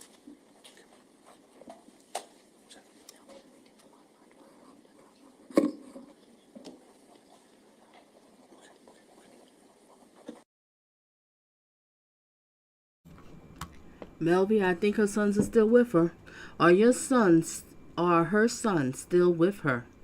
I hope not, after the way that she walked off when the police officers was asking questions. I still can't get over that, Melvia. Remember, I kept showing that body cam because I just couldn't get over. You called the police, your child's missing, and she threw her hands up in the air and just walked away. I can't even believe that. That just shocked me. Wow. But I think her sons are still with her. But I just pray that that little boy, he's getting some therapy. Because the way he walked in that courtroom and looked at his father like that, gave him that stare down, that was like a face-off right there. When I see this look, the way he looked at his father when he walked through that courtroom, ooh, that boy has a lot of anger, which is understandable. But he's a boy. And if you don't get him no therapy to talk to somebody and release that anger and get that stuff off his chest, he's going to be directed the wrong way. Oh, gosh. Prayers to you. Resume. Make sure everybody vote. Hit the like. May I approach, Honor? You may. I'm handing you what's marked the State's Exhibit number 77. Is this the exhibit or disc that you had a chance to listen to recognize your voice and know that this was the 911 call? Yes, ma'am. Your Honor, at this time, the State will move to introduce State's Exhibit number 77. No objection. Exhibit 77 will be omitted. Your Honor, may we publish State's Exhibit 77? You may. Okay.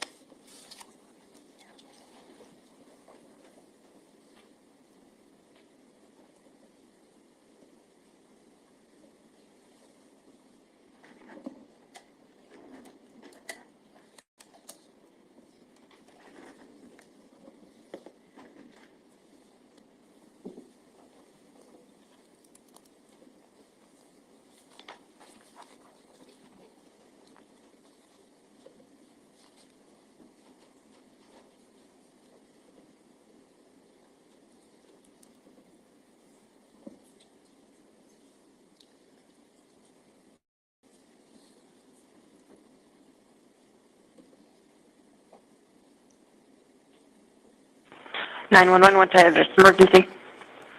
Oh, well, I'm on my way back to my job. I took this rally at 821 East Locust. Okay, you cut out. What's going on?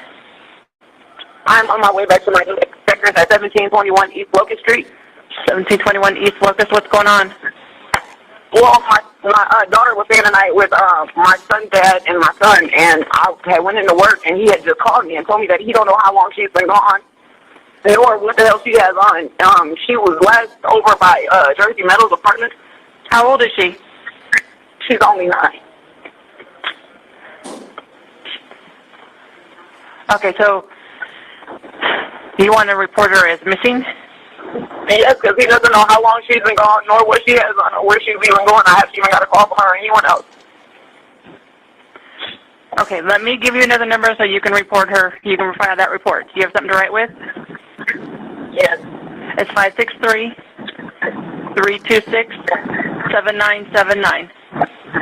Okay. All right? Thank you. Thank you. Bye.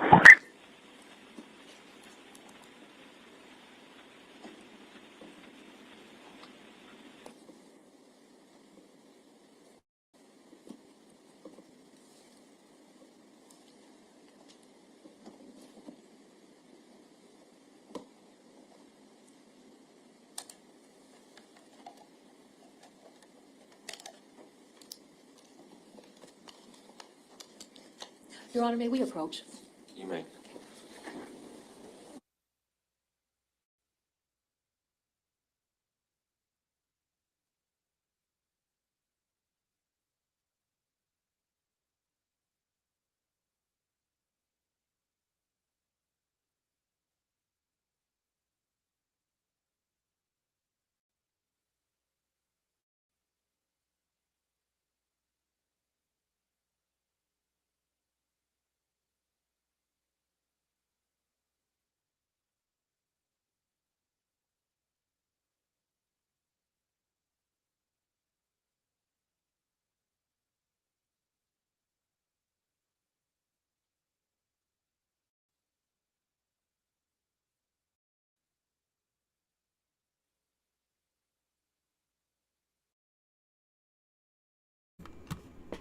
Great thinking point right there. Melvia says, Grandma without a bra.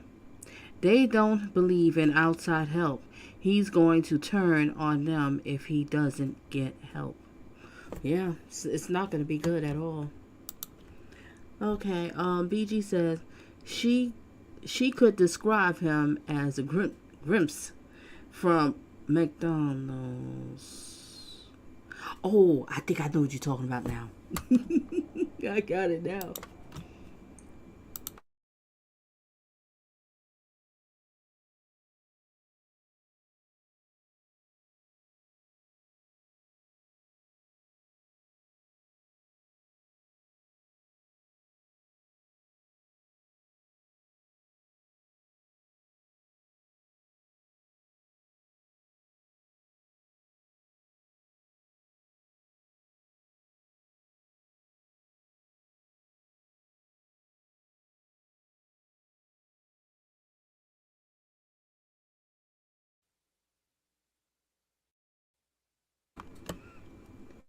I'm sorry, that had on pause there. I don't know why.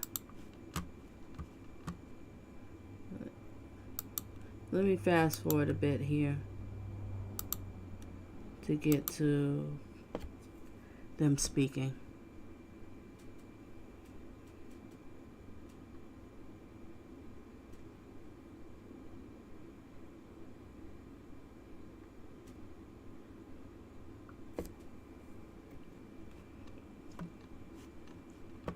I can't wait to hear what the judge has to say. At this time, we will take our afternoon break. We'll reconvene at 1:30. Thank you.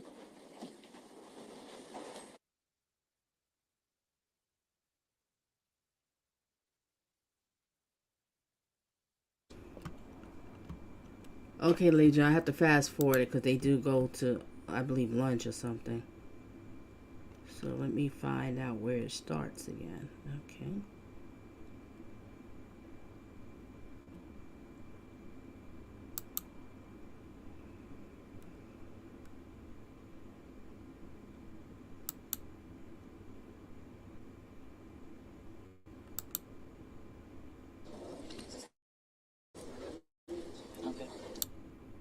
A.M. If you could, A.M. Proceed. Thank you, Your Honor. Ms. Langford, I believe when we concluded your testimony before lunch, we had discussed the conversations you had with the female representative of the Davenport Police Department when you were referred to their general number after speaking with the dispatcher at 911. That being said, let's pick up from there and let's go ahead and we're going to go back to your telephone records if we could. When you received that inbound call on July 10th from Mr. Dinkins at 8:08 a.m., if you could, I'd like to reference you back to State's Exhibit 96-1. Do you have that before you? No, I don't. I just have the schedule.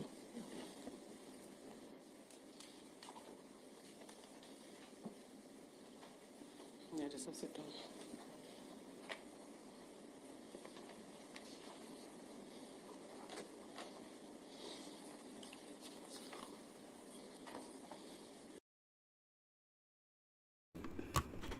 Melvin, he's one of those sleazeball men that think he's so fine for all that rotten gold in his mouth.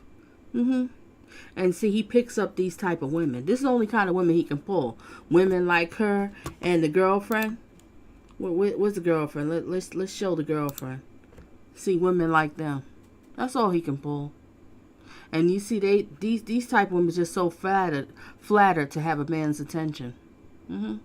And she thought, you know, I got this older guy.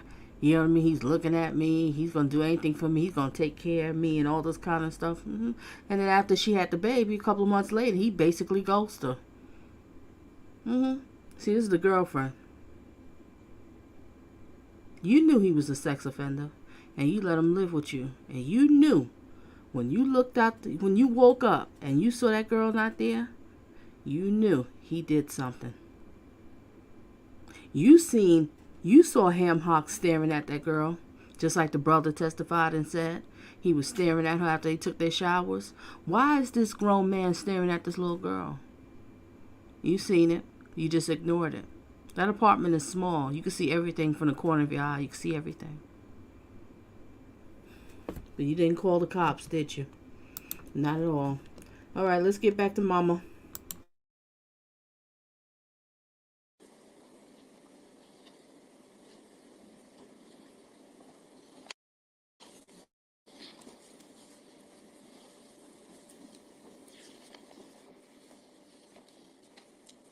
Now, on page 4 of State's Exhibit 96-1, toward the bottom, do you see that first call that would have come in from Mr. Dinkins on July 10th at 8:08 a.m. in the morning?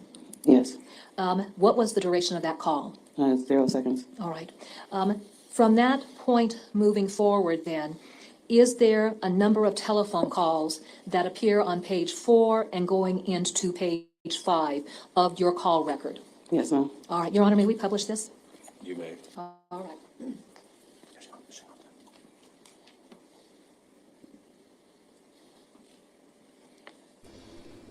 How many calls after the unanswered call at 8:08 do we see on this particular page? On this particular page, I see 3 after that 808 call. Okay.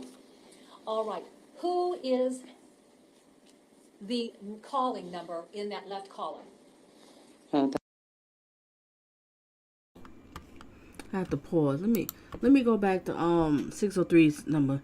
If you run with thugs and gangsters, you make your child will idolize that life. Exactly.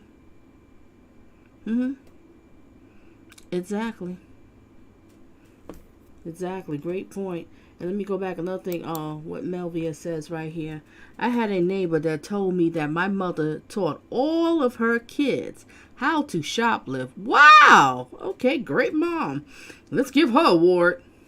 She stopped doing it now that she's a senior citizen. Oh, so she's retired from it. Okay, gotcha. What my girl Nell Gigi says, I have a little break. We all express our grief differently, but something is off about this mom. You can tell, right? It is something off. Something really off. All right, let's get back to it, ladies and gentlemen. And like I said, I'm going to show some clips of interviews after her before we hit to Grandma. Grandma, she's not going to be on the stand for too long. But we're going to show some clips. I'm going to show some clips of this woman here of interviews at the time when the daughter was missing. Interesting. I'd like to know what y'all feedback on it. All right. Oh, and Matt, since we paused, let me read the votes. So far, we have 14 votes, ladies and gentlemen. And the question is, having sex on the third date is too quick? Question mark. 14% says, no way, Donna. Woo! 57% says, way too fast. 7% says, no sex before marriage. Ooh. All right, and 21% says, I'm celibate. I'll read again. Thank you, everybody, for voting. Let's get back to it. That's actually my number. All right. And then what number are you calling? I'm calling Dinkins' number, the 726-4078. Does this document show that those are all outbound calls from your number to Mr. Dinkins' number? Yes, ma'am. And then do all of those outbound calls on this page after that 8:08 time frame all occur on July 10th? Yes, ma'am. If you could then articulate for our record the 3 successive outbound calls that you made and the duration associated with that. So just give us times and then the time that the call lasted. All right, so I have 8:09 a.m., 34 seconds. I have 8:10 at 34 seconds, and 8:10 again at just 24 seconds. In those 3 outbound calls that you made, do you know if you were able to connect with Henry Dinkins, or are you just simply calling over and over and over trying to make the connect? I was trying to make a connect. All right, let's go to our next page.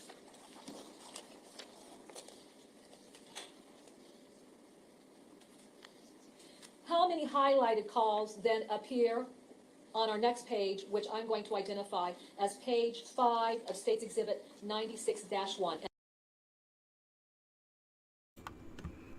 Here's another one of her beautiful hairstyles. Awesome color. Interesting. Resume.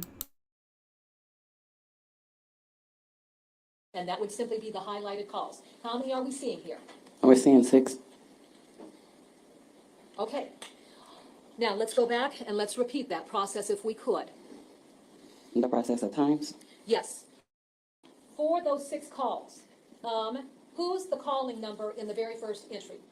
That's my call. I was calling out to Henry. What's the time then that you placed that call to Mr. Dinkins? It was at 8:11 a.m. The duration of that call? 0 seconds. Did he answer? No, he didn't. The next entry, what's the calling number?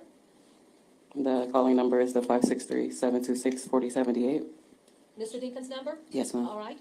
And then what time is that call coming into your phone? It looks about like 8:11. All right. If you were to give us the seconds, your call at 8:11 would be what? 8:11 and what? How many seconds? 120 seconds, that second call. Oh, yeah, no, let me make this clear, just so that we understand the time elapsed.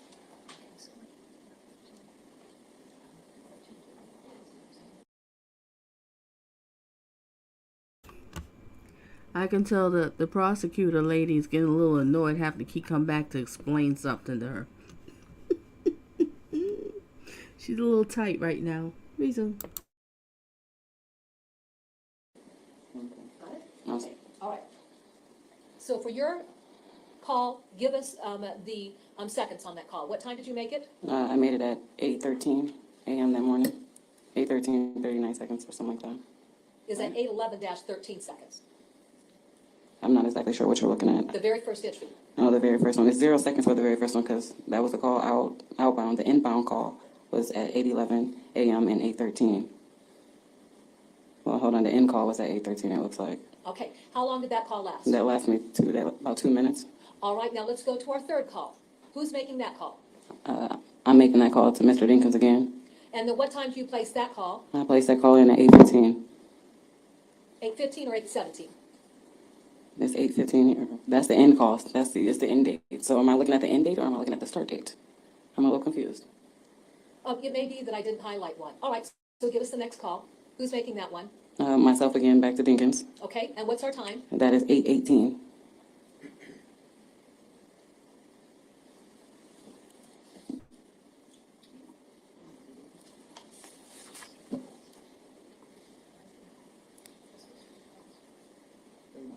Yes, that's what I want. For the end date time, okay. All right. Give me those times. Okay, All so right. So our third entry. third entry was at 8:17. Okay. Who's making that call? I'm making that call to Dinkins. Okay. Our next highlighted call. Who's making that call? That's myself again, reaching back out to Dinkins At what time? at 8:19. All right. And then our next entry. The next entry is me calling Mr. Dinkins again at about 8:26. And then our final entry. The final entry, that was me calling the police. It looks like 326-7979 at 8:35 a.m. All right. And what is the telephone number that's reflected for when you call the police department? The police department number or mine? 563-326-7979.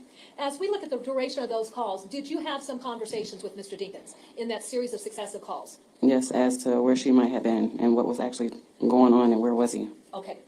When you were making inquiries about where Mr. Dinkins was at, what was he communicating to you about his location and what he was doing? He wasn't necessarily communicating anything. He said that he was out looking for her and he was going to make a police report. Okay. When you spoke with Mr. Dinkins, did it become clear to you that he had not yet reported Breasia as missing? Yes. Did you question him as to why he would not have reported Breasia missing? I don't recall. Okay, and that's all right. Now let's go back to State's Exhibit 96.2, and then I'll go ahead and hand this to you again. And then what I want to focus on is I want to focus on the communications then that occurred between yourself and Mr. Dinkins on July 10th, and what is going on in text messages. All right, so on page 2, starting with July 10th at 8:08. right. That was a call me, Who made that, or who sent that text? Mr. Dinkins. Okay, from there then, And from there, do we go to our first page?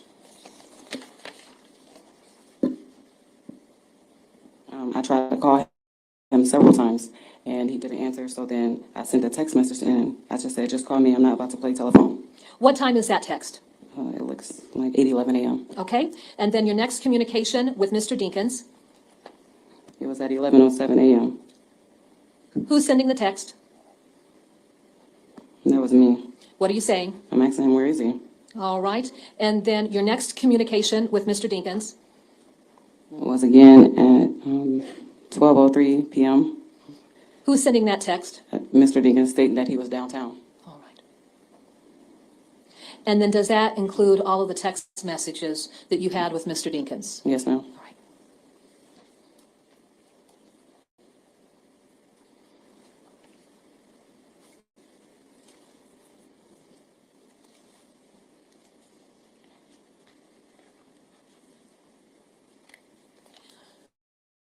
I want to redirect your attention to State's Exhibit 95-1 and 95-2.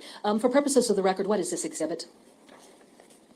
My work schedule from work. Okay. Does this set forth your work schedule for July 9th and July 10th? Yes, it does. Okay. Now, on State's Exhibit 95-1, does it indicate what had been your scheduled shift before changes were made? Yes, ma'am. And then going into 95.2, does it actually show the hours that you would have worked on July 9th and July 10th? Yes. Your Honor, at this time, the state would move to introduce State's Exhibit 95-1 and 95-2. No objection. Those exhibits will be admitted. Okay. On State's Exhibit 95-1, in that left-hand column, what kind of information is contained in that left-hand column? That's the names of the employees. Does your name appear in that list of employees for a work schedule? Yes, it does. What is the date range for this particular work schedule? It's from July 7, 2020 to July 13, 2020 for the week. Is there a column set forth for your scheduled shift, your original scheduled shift, for Thursday, July 9th of 2020? Yes, there is. What were you to work on July 9th of 2020? I was to work 10:30 a.m. until 5 p.m. And then is there a column for what was your original work schedule for July 10th? It was for 11 a.m. to 4 p.m. All right. Going to State's Exhibit 95-2 then, for July 9th of 2020, does it set forth the times that you would have clocked in and clocked out? Yes. Okay, what time did you initially clock in on July 9th? I clocked in originally at 10:39 a.m. What time did you clock out? I clocked out at 12:59 p.m. Did you have a lunch break at that point in time? Yes, I did. And then what time did you clock in after your lunch break? I clocked back in at 1:33 p.m. And then what time did you clock out on July 9th of 2020? I clocked out at 5:07. Okay. And then so from that, did your trip over to the apartment complex occur within, an hour or so later? Yes. Okay. Now, on July 10th, what does it show as a time that you actually clocked in at? It says that I clocked in at 8:04 a.m. What time did you clock out? I clocked out at 8:16 a.m. I want to pick up at the point in time where you described sitting in the back room and you were crying Yes. there at Checkers. What did your manager encourage you to do? He encouraged me to get into the car and go downtown and figure out what was going on. By going downtown, what do you mean? Like going down to the police department. Did you actually leave Checkers to travel down to the Davenport Police Department? I did. All right. When you left Checkers, what direction did you head to go downtown to the Davenport Police Department? I was heading west, so I was heading away from, so yeah, I think it was west, right? On what street? On Locust. As you were traveling west on Locust, did you notice something of interest to you? Yes, I did. Describe. I noticed Mr. Dinkins' Impala flying down the opposite way, making a really hard turn on, I think it's a left turn on Eastern. Okay. What type of vehicle was he driving? He was driving in a maroon Impala with tinted windows. Okay. And then did you pass him when you saw him heading east? Yes, and What did you do? I made a U-turn. And then at that point in time, describe what you did. I was speeding behind him, honking the horn. I was calling his phone, and when I finally got him on the phone, he said that he was headed to Jersey Meadows because they wanted to talk to him out there. And I was still on his bumper honking the horn, and we had pulled over by the McDonald's on Northwest. Yeah, Melvia, Melanie, I think you missed it. When she first came through and they asked her, who is Henry Dinkins? And she kind of had a little slight smile, a little flirtatious. It was very weird for a man who killed your daughter. And then he smiled back like, it was just weird. That's not normal. It was like they was recapturing a moment. That past lover and you see, and you two really never got over each other. So when you see each other, you got that little smile for each other. Interesting. Oh, the pimp mobile. I can't. All right, let's get back to it, ladies and gentlemen. It's like Kimberly, East Kimberly, across the street from Walgreens by the Old Kaplan. All right. How would you describe the rate of speed that Mr. Dinkins was traveling? Well, I was probably going about 65, 70 possibly because he was driving really fast. All right. Going back to State's Exhibit 38.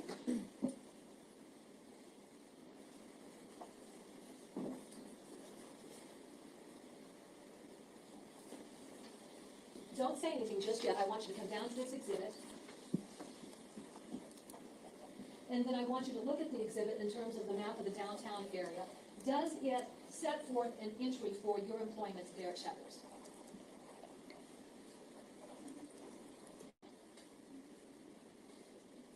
And then do you see an entry for the McDonald's where you would have met with Mr. Dinkins? Okay, don't say anything. What I'm going to do is I'll take you back to the stand, but what I'm going to do is I'm going to have you use a blue magic marker to circle the location of Checkers. Do that. Don't say anything. I'll put you back on the stand so that we can get that testimony through the microphone. Then I want you to take this red magic marker and I want you to circle the location of the McDonald's that you're referencing. Melvia said the death chamber. Yeah, that's where he belongs. My question to you is this. Do you see on State's Exhibit 38 the area of Davenport where Checkers is located? Yes. Does that reflect Locust Street and the area that you would have traveled when you were heading to the Davenport Police Department? Yes. Do you also see an entry for the McDonald's on East Kimberly Road? Yes. And does that map reflect Eastern to show what direction he would have traveled on Eastern to get to McDonald's? Yes. Okay. Describe what happened then when you got to the area of McDonald's. Well, when I got there, I was screaming because the feeling wasn't, it just didn't feel right. And so I was screaming and I was like, give me my son. And like, asking him, where were you at? Where was Andrea? Like, this don't even sound like Breja. And he's like, I don't know. I just woke up. And he wasn't like making any eye contact. And so I snatched the toys out his arm and he had gave me like these bags, one of the bags that I had when they had went to stay the night, and another bag. Okay. And I just snatched it, and he was like, well, I'm on my way out there to go speak to the officer or something. And I said, yep, and I'm going to be right behind you. All right. When you sent the children's, or dropped the children's clothing off the previous evening, how many bags did you utilize to bag up the children's clothes? Only one. All right. And then so when you received the children's clothing back, how many bags were the clothing, or was it, I should say, was the clothing bagged up in? It was bagged in 2. Okay. What happened next? And then I followed him. We drove out there to the Jersey Meadow apartments. and we were talking to the officer. When you arrived at the apartment complex, was there a patrol officer already on scene? I can't recall off the top of my head. I believe so. All right. Did you have contact with that officer? Like, as far as speaking to him? Yes. Yes, we were out there speaking to him. He was trying to get me to calm down, but I couldn't calm down. All right. Who had the initial point of contact with the patrol officer? I'm not exactly sure who had that initial contact with the patrol. I'm not sure. That's all right. And then while you were speaking with the patrol officer, did Mr. Dinkins ever become a part of that conversation? Yes, he was smoking a cigarette, and he just was, I don't know. I just woke up, and she just wasn't there. I don't know. And I'm like, and I was screaming, and I'm like, it doesn't make sense. That's not true. He's lying. That's not true. And, he kind of was like, psst. And so I proceeded to.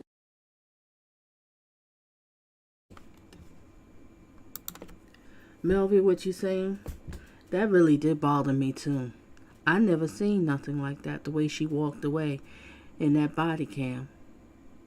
And the poor officer was like, what am I supposed to do? I mean, you don't have a picture. You don't know where you live. You don't have a phone number. Nobody has nothing, but you calling me over here, a child is missing. And she's walking away? I never seen nothing like that. That was insane. All right, what Melvia says. Has she said anything in the guy's defense? No. If you talking about anything in Ham Hock's defense, no. Resume.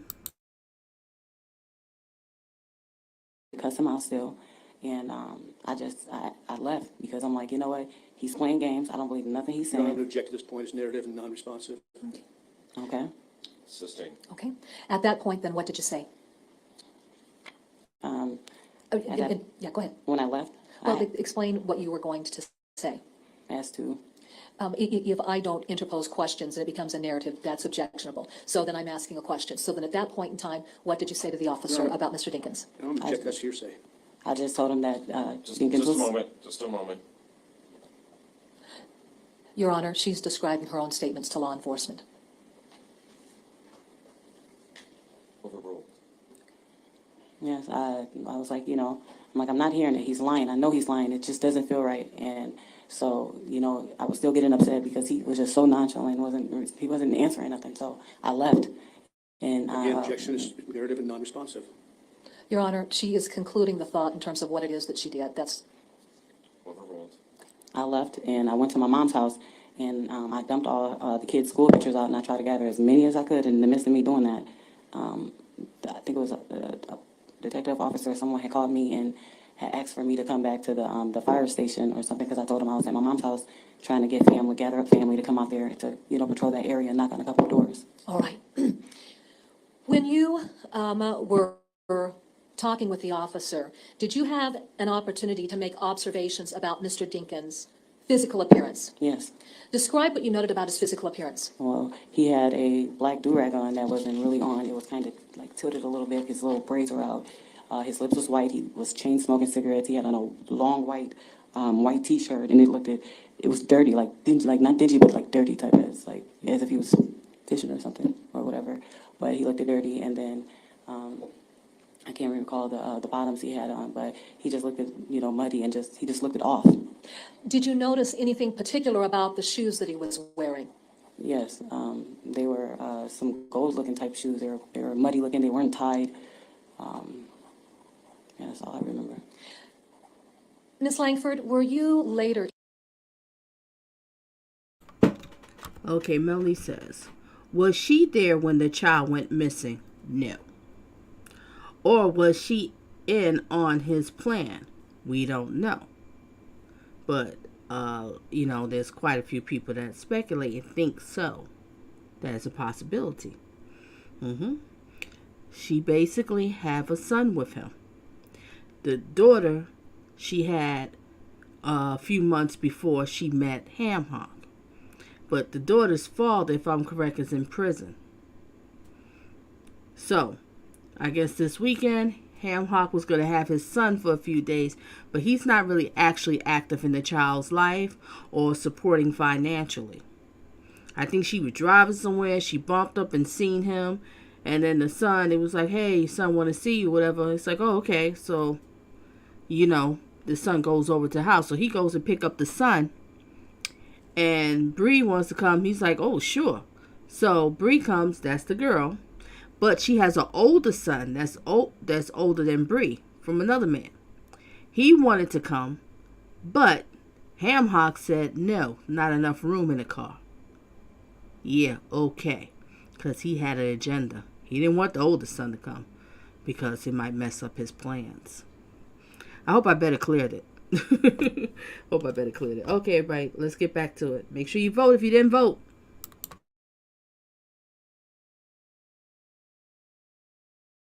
Interviewed by law enforcement at the Davenport Police Department on July 10th. Yes. Okay. Did that occur sometime in the early afternoon of July 10th at the Davenport Police Department? Yes, ma'am. In your conversations with the officer who was interviewing you, did you mention what you noticed about Mr. Dinkins and his physical appearance? Yes. Did you also mention what you noticed about his do-rag and, in particular, the tennis shoes? Yes. All right. Your Honor, may the record reflect that I'm showing counsel what's been marked as State's Exhibit number 128.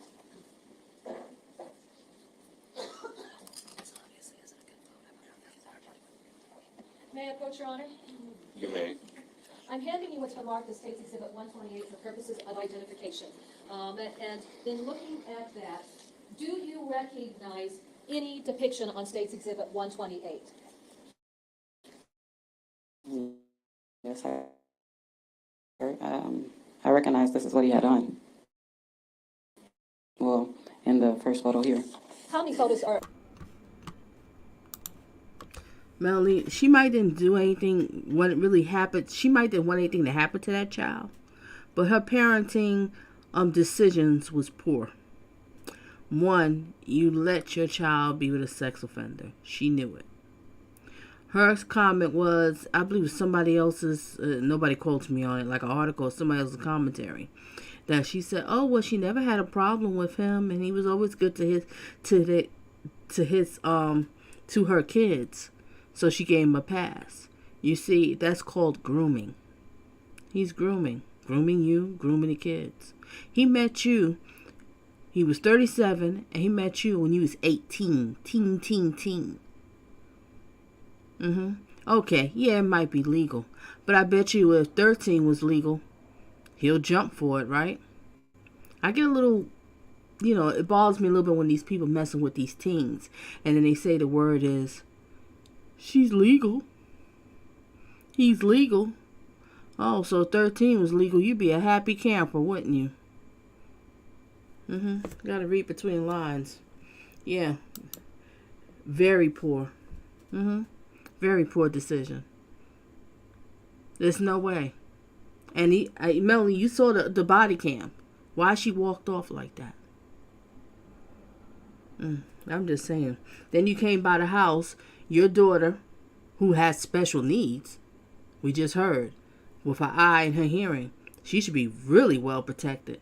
And you don't even want to go inside and check the house that the kids is going to stay over for a few days? It's just her decision making. It's like it's all over the place.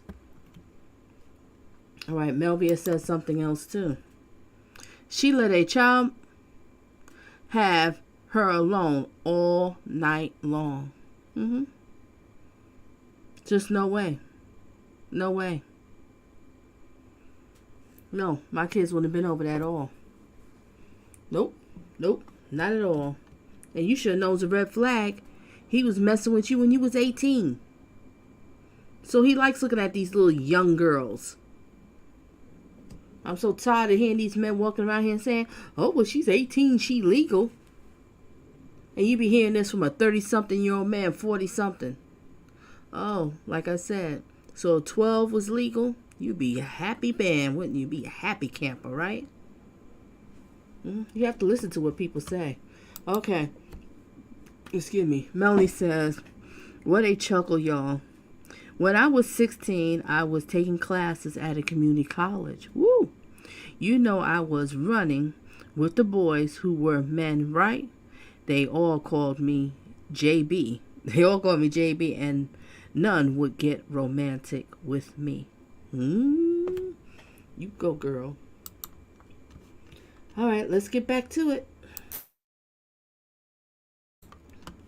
I'm going to show some videos of her. I'm not going to play the whole full video. And then we're going to get into Grandma. Well, Grandma's not too long on the stand. But we're going to see no bra, gum chewing Grandma.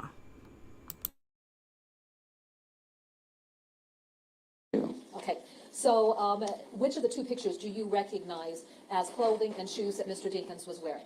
The picture to the left where it looks like we were outside talking to the officer, it looks like, well, he was like walking up or something, this one. And as you look at the background, Exactly, do you Melanie. recognize the location? Yes, I do. And what is that location? That's Jersey Meadows Apartments. Certainly, thank you. Your Honor, the state is not going to introduce State's Exhibit 128 at this time. The state will lay foundation for the second photograph through another witness, and then I will introduce State's Exhibit 128 through that witness. Did you, in fact, get photographs of Breasia to give to law enforcement? Yes. Okay. Ms. Lankford, then describe for us how the day proceeded for you on July 10th and your family. Yeah, so we all met out there at Jersey Meadows. We were knocking on doors. Neighbors were coming out, and they were saying things. They were helping us out. We sat there while they were looking through the apartment. We was out there trying to reach contact with Mr. Dinkins. And, while we were looking, and there was no contact there, we were just searching. All right. There was people coming out, people looking at the apartment, people asking questions and things like that. Was there anything that came of that where there was information that would help locate Breasia? No, it wasn't. All right. Did you, in fact, reach out to friends and family for assistance to look for areas that Breasia potentially could be? Yes. Okay. Beyond the area up at the apartment complex, describe your own efforts and friends and family members' efforts to try and locate Breasia. Well, we looked in the bushes that's in in the back of the apartment complex area. We went to the stores in that area. We went by the little garage areas. We searched quite a big area. When we were out there, everybody was grabbing pictures and moving to different areas outside to figure out where she might have been or if anybody may have saw her. Okay. Was there any information that came forward that Breasia had been seen anywhere in the area? No. Okay. Now, the area that your mother lives at, does she live in an apartment complex? Yes, ma'am. What's the name of that apartment complex? I don't think it's apartment. It's just a sixplex. A sixplex? Yes. Okay, all right. Did friends and family and yourself even check out in that area in the event that Breasia would have tried to walk home? We didn't check out in that area because my feelings told me that because she left with Mr. Dinkins, so she wouldn't have been in my area because that's where I left from. And my mom was there, my son. Do you see this girl? She's absolutely a beautiful little girl. Beautiful little girl.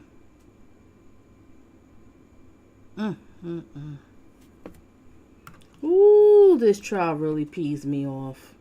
Because what bothers me so much, so many things, if she was protected, could have prevented from her being dead right now. A lot of things. I see red flags all over the place, but you wasn't protected, little girl. You wasn't. You wasn't put first, little girl. Every time I think about how the brother said that she kicked him when they were sleeping, either she kicked him because he was snatching her out of that bed to get out that house, Ham Hock, or she was kicking him because Ham Hock was feeling on this little girl. Just imagine the fear that this little girl had going off with this huge overgrown monster. And then the girlfriend has the nerve to say she looked out the window and saw her standing by the car at 3 o'clock in the morning, and you didn't scream out there and tell this girl to get back in this house and what the heck is going on? No, the girlfriend didn't do that. Because she wanted to protect her man. She wanted to keep her little Ham Hock. That's what it was. So sick and tired of these women putting these low-life scum of a men first. Beautiful girl. All right, let's get back to it. Was there, so she wasn't there. I knew she wasn't, so it wasn't a reason to search that area, that she wouldn't have left an area she wasn't familiar with unless it was with somebody she knew. All right. Let's talk about what happened at the Davenport Police Department. When you went to the Davenport Police Department, did any family members go down to the department with you to be interviewed? I don't remember exactly who all came down, but I know that me and Notorious came down. They asked us to come down. Okay. In addition to you being interviewed, was DL interviewed? Yes, he was. Was your mother interviewed at some point in time? Yes, she was interviewed, yes. And then while you were down at the Davenport Police Department on July 10th, did you have occasion to sit in with DL's interview? Yes. Did DL provide any information about locations that he would have traveled with his father when they came back into Scott County?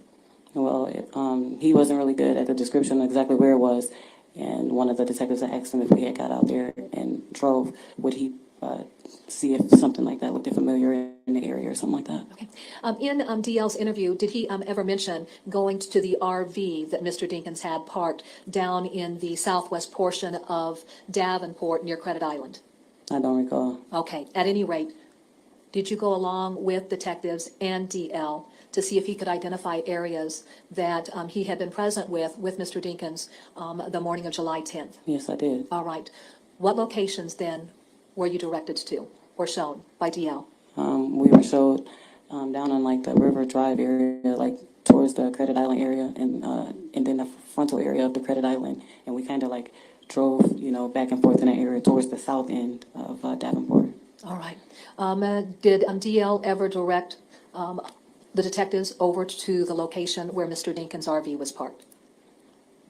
He might have, but I don't recall. That's all right. Your Honor, may I approach? You may. There's been a diagram that's been drawn of the area of Credit Island. I want you to look at this, study it for a moment, and then tell me if you recognize what's depicted. Yes. Okay.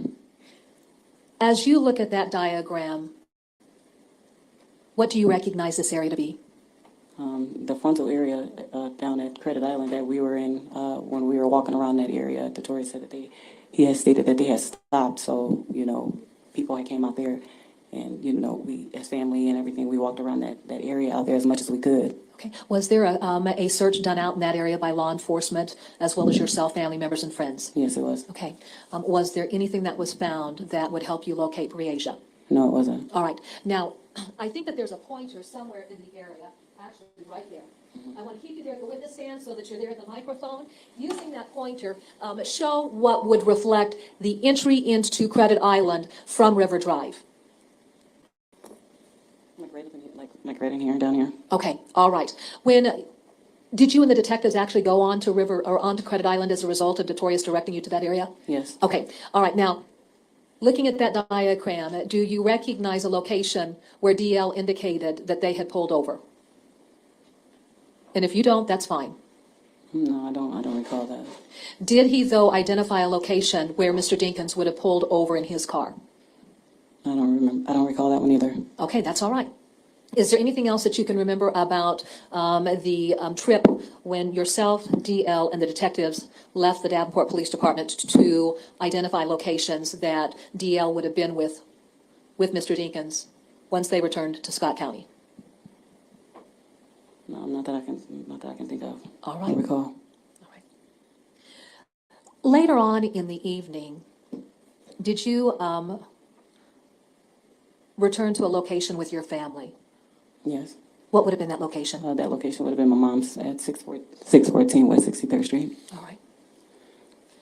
Had there been any discussion between yourself and law enforcement about clothing or footwear that Breasia could have potentially been wearing?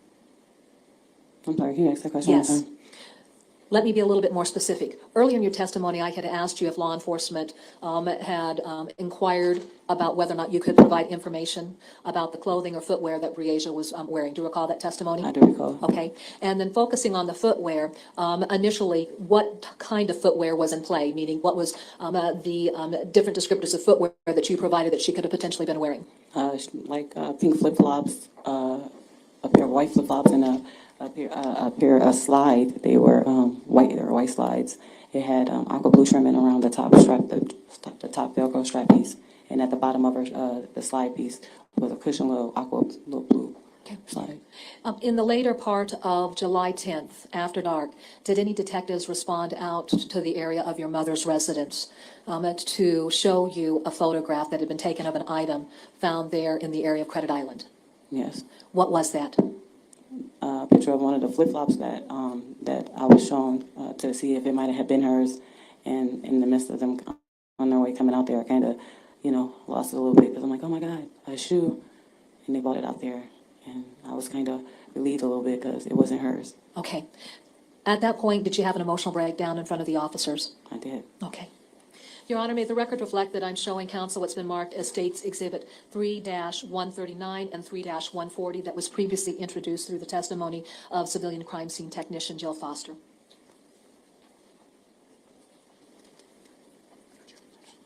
May I approach, Your Honor? You may. I'm handing you State's Exhibits 3-139 and 3-140 that was previously introduced as exhibits. Do you recognize the depictions in those photographs? I do. How do you recognize that? I recognized it because those were photos that was shown to me to try to identify if that was a flip-flop that might have been hers. Okay. Describe what happened when you were shown those photographs. They had told me and it wasn't hers, and they had walked off, and it was already dark time, and I just fell out because I'm like, dang, I can't go in. We can't stop looking for her. She's still out there. I can't go in. And I just fell out. Okay.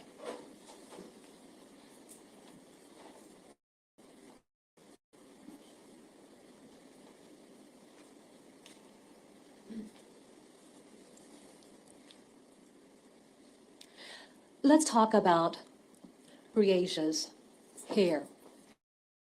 Around the time period of July 9th and July 10th, how had she been wearing her hair? She had some locks in her hair, and my cousin had just put some cute little pretty shells on it. Okay. Did you tell law enforcement about the little seashells that had been interwoven into the locks of her hair? Yes, I did. Okay. Did you actually collect photographs for law enforcement so that they could see what those little seashells look like? Of course I did. Okay. Your Honor, may the record reflect that I'm showing counsel what's been marked as State's Exhibit 146-1 and 146-2. May I approach, Your Honor? You may. Okay.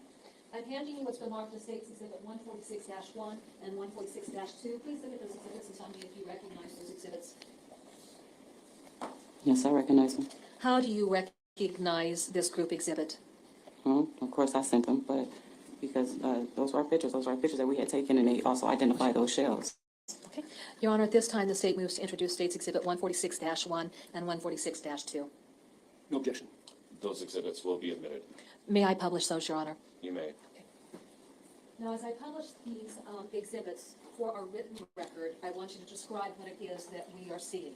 In State's Exhibit 146-1, what are we seeing in this photograph? In this photograph, you're seeing, I want to say this was back in June at one of my uncle kids' birthday parties. We were taking a family picture, and you see Briasia sitting here with her two frontal shells that she had that she really liked. That was so pretty.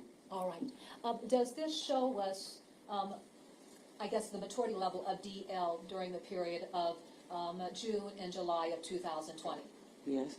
Has he grown quite a bit since this photograph? Yes, he has. All right. And within that photo, does that include you and then your older child, CS? Yes. And then going to State's Exhibit 146.2, describe what we have in State's Exhibit 146.2. Well, here is just a picture that was taken between me and Briasia. They were doing something on Facebook with mommy duties photos, and we had taken this picture, and that was also to show that shell right below her little cheek down there. Did she have these shells in her hair when she would have gone with Mr. Dinkins on July 9th to spend time with her brother over at the Dinkins Culberson apartment? Yes. Okay. Let's talk about Briasia and how she felt about her little hairstyle and going out in inclement weather. Describe that for us. Well, she wasn't the type of little girl that would like to get her hair wet at all. It curled up. She didn't like that. So, I always, had it, restrained or something. She doesn't do the hair wet. She doesn't like storms. So. Okay. Given the stormy conditions of July 9th of 2020, is that another factor that weighs into whether or not Breasia would just simply walk out of an apartment? Yes. Okay. Is Breasia the type of child who would simply leave an apartment in the middle of the night? No. Would she be the type of child that would leave an apartment in the middle of the night, particularly recognizing that there had been pretty inclement weather conditions during the evening of July 9th of 2020? No, she wouldn't have. Okay. I want to move forward to March 22nd of 2021. Did you become aware of 3 gentlemen in the Clinton area who had gone fishing and found human remains? Yes, yes. How did you find out about that? I got a call from Piper at like 7:33 that evening, and I never forget because it was a call that was just a call that I was waiting on. But he had called me and told me that he think that they had a break, and that he was heading out there, and I had knots in my stomach, and I'm like, oh, so what am I supposed to do? And because he had said that some remains were found or whatever, and I'm like, oh, okay. So I sat by the phone and I tried to wait and I drove out there the next day. All right. When you drove out on March 23rd, do you know what time of day you would have gone out to that location? It would have been the morning time, so someone had pinged the location maybe around like 7, 8 that morning. I might have left at about 9 because I remember the tourist had to go off to school, and I wanted to make sure he went to school first before I had left to figure out what was going on. All right. When you got out to the location, was there law enforcement out there? Yes. How significant was the concentration of law enforcement officers? I don't understand that question, I'm sorry. Yeah. If you were to describe the number of police officers out in the area, how would you describe that? It was so many. Everybody was everywhere. That, that whole area blocked off. And I was trying to talk to the sheriff that was blocking the front entrance off because I was trying to get through the front entrance. And I was like, well, where's Piper? Where's Piper? And he sent me down to some lighthouse, and I had to go to a lighthouse. And I was sitting in there and I was still crying because it was just the feelings that I had got when I was out there. All right. Describe the feeling that you had when you got out there.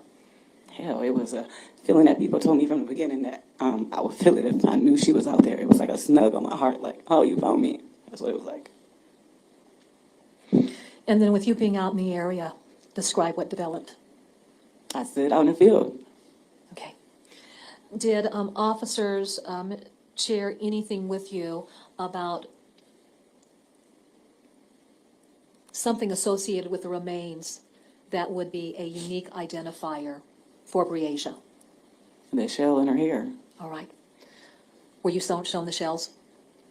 Yes, I believe so, yes. All right. Did law enforcement locate clothing out there and any type of shoes? I was shown a shoe, and I was like, oh, that was a shoe. That was a shoe. I kept explaining. That was a shoe. I was trying to say that was missing. Okay. Your Honor, may the record reflect that I'm showing the witness what's been marked as State's Exhibit 4-40.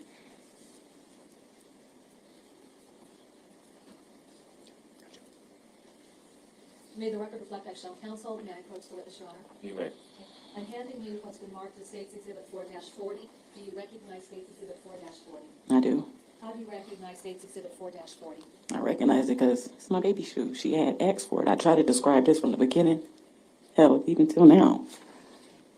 Your Honor, the State will move to introduce that exhibit and may we publish it. No objection? Exhibit will be admitted. And is it subject to publication, Your Honor? Excuse me. Can we publish it? You may.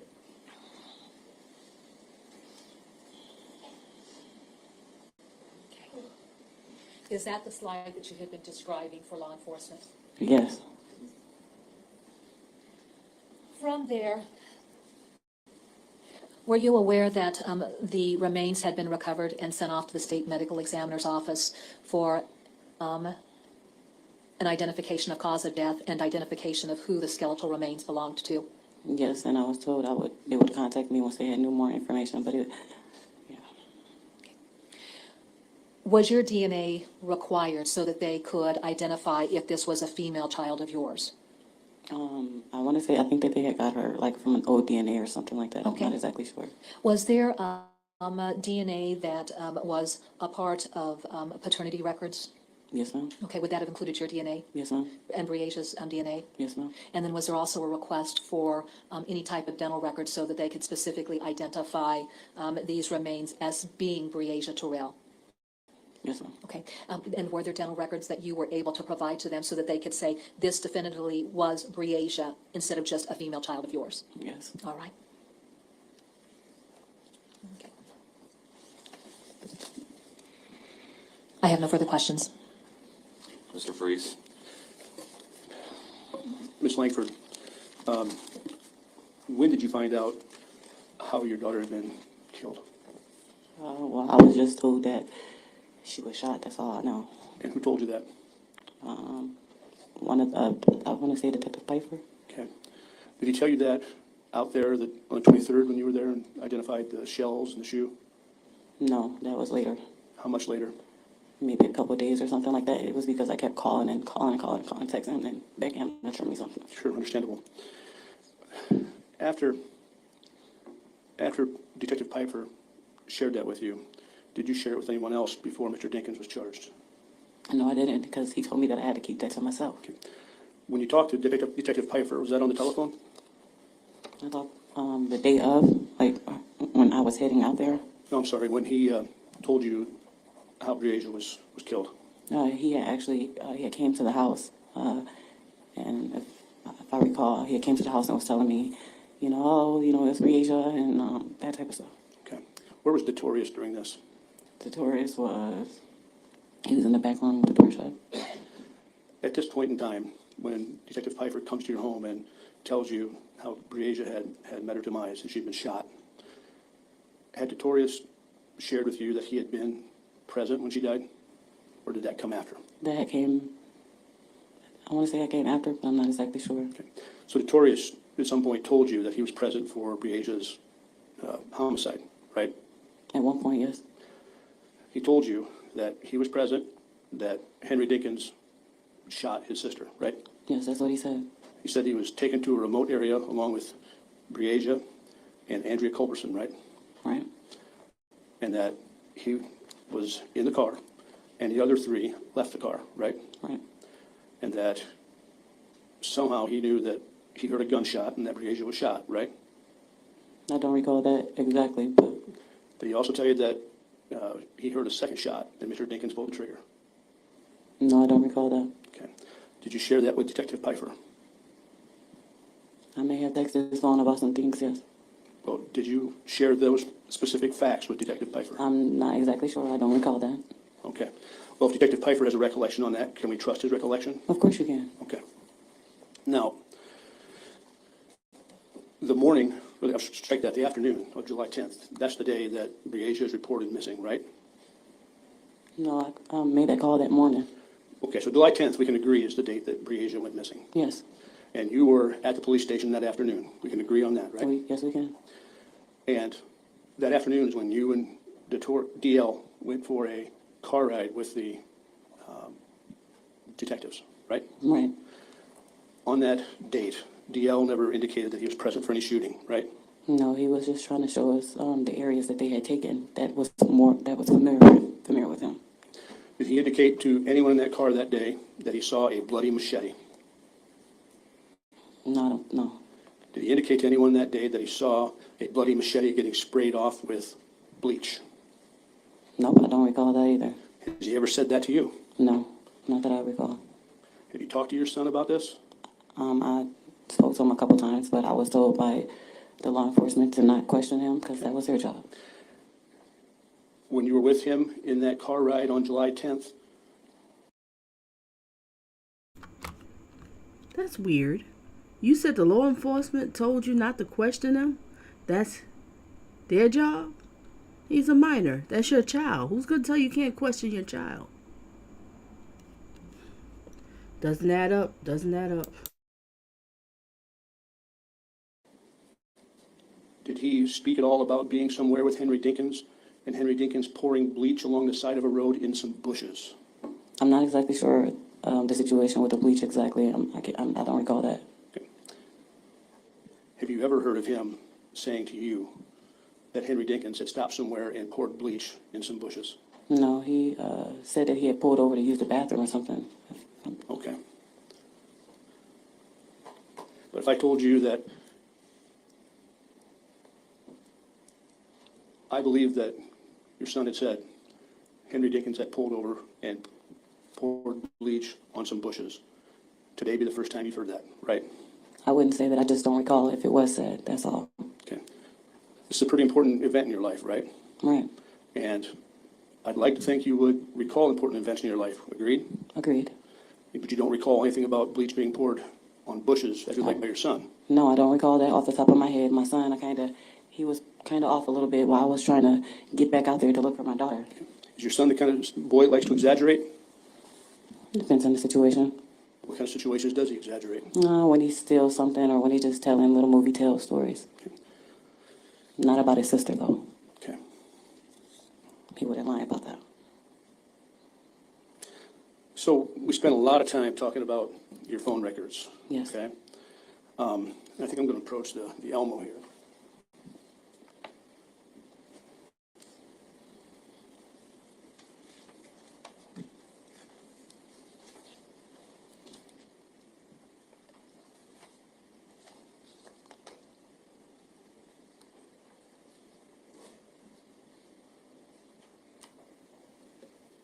Showing you now. Okay. You see it there? Yes, I see it. This is State Exhibit 7-6. Now that is a text conversation with Mr. Dinkins, right? Right. And if I recall correctly, Mr. Dinkins texted you at 8:08 a.m., according to the records, and said, "Call me." You see that? Yes, I do. Does that comport with your recollection? Yes. Yes. And then you responded, "Just call me. I'm not about to play telephone," right? Yes, as I said earlier. Okay.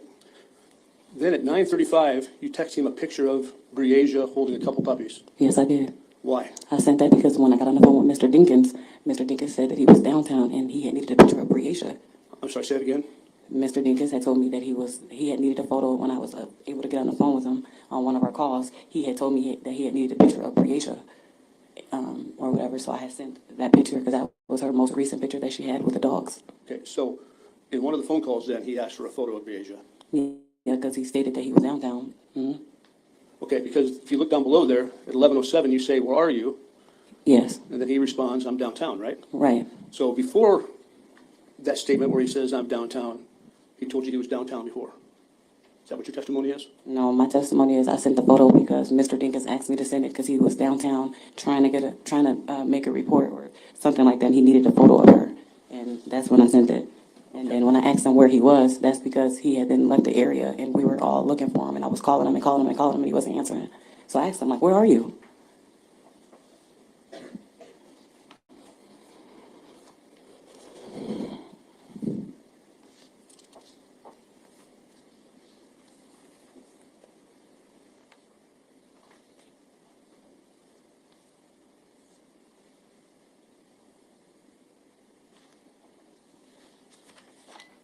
Showing you next what's been admitted as State's Exhibit 7-8.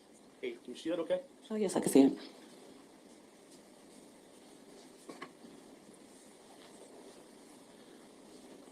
So it looks like there's 4 incoming calls to you at 8:11 a.m., right? You see that? Yes. From Notorious Daddy, right? Yes. So would you agree with me that Notorious Daddy, that's Mr. Dinkins, first of all, right? Mm-hmm. Yes. He called you 4 times at ending at 8:11 a.m., right? Yes. Then you called somebody named Medea, My mom.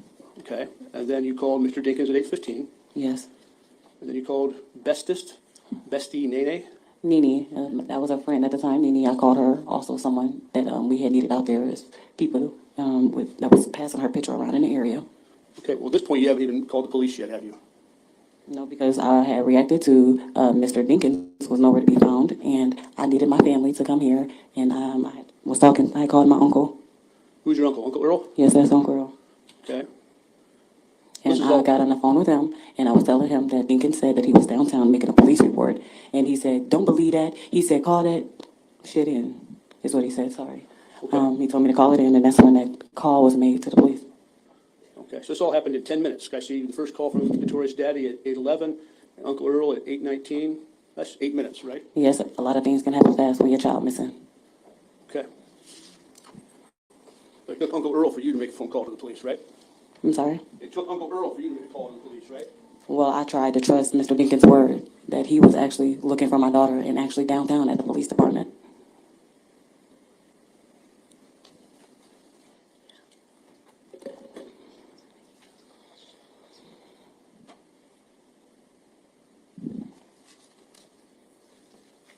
I'm going to show you next what's been admitted. That's State's Exhibit 96-2. And actually, I'm just going to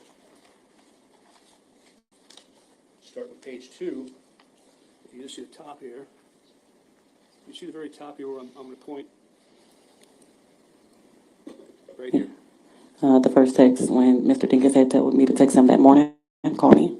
What time is that? That time is 8:08 a.m. So now we can agree that Mr. Dinkins called you 4 times at 8:11 and texted you at 8:08, right? We can agree that I called Dinkins quite a bit of times, and he wasn't answering several times. Okay. Do you see the first page of Exhibit 96-2 fairly well? It's a little blurry over here, but I see it. I could bring you a copy. That'll work.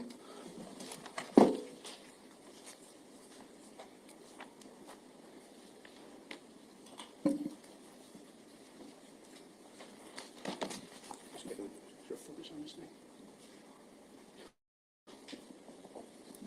So we can zoom.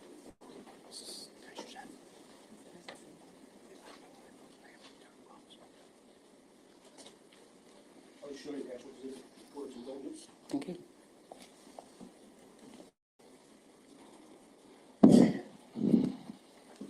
Now, before we go into that, though, you met with a police officer and Henry Dinkins before 9 a.m.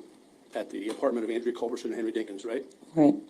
So, 8:08 he calls you, or texts you. 8:11 he calls you several times. 8:20 something, you call police. At 8:54, Mr. Dinkins is with you at the apartment complex, making the report with you, right? Mr. Dinkins didn't call me 4 times. I called Mr. Dinkins because I was trying to get Dinkins on the phone. That's the confusion part. I'm sorry.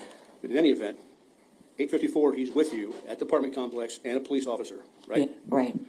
And you're talking to the police officer, and you get angry and leave, right? Yes, I got angry and left. Yes. Because you didn't like what Mr. Dinkins had to say, right? Yes, because he was one. Yes. Okay. And then, if you look at exhibit number 96-2, I want you to look at entry number 1070. You sent a text to Victoria's daddy. It's on the very first page, ma'am. If you'll see the left-hand side, they're numbered consecutively. Yes. Do you see 1070? I definitely see it. What time is that text message? That text message was about 11:07 a.m. And that's from who? That is from me, To? Mr. Dinkins. And what do you say? I asked him where was he. He left the area. We couldn't get a hold of him. Okay. And the police were out there and they needed to talk to him. And The police were where, ma'am? they were out there at the Jersey Meadows, and we were trying to get him on the phone. Andrea was calling, like we were trying to get him on the phone, and I just sent him a text message. Okay, so you got angry and left and came back? Yes, I got angry because of the situation and Mr. Dinkins not being honest, and I left, got photos, and the detective had called me and told me to come to the power station. And when I returned, Mr. Dinkins wasn't there. Who is Kashanta Lankford? That is my oldest sister. Okay. I want you to look at entry number 1072.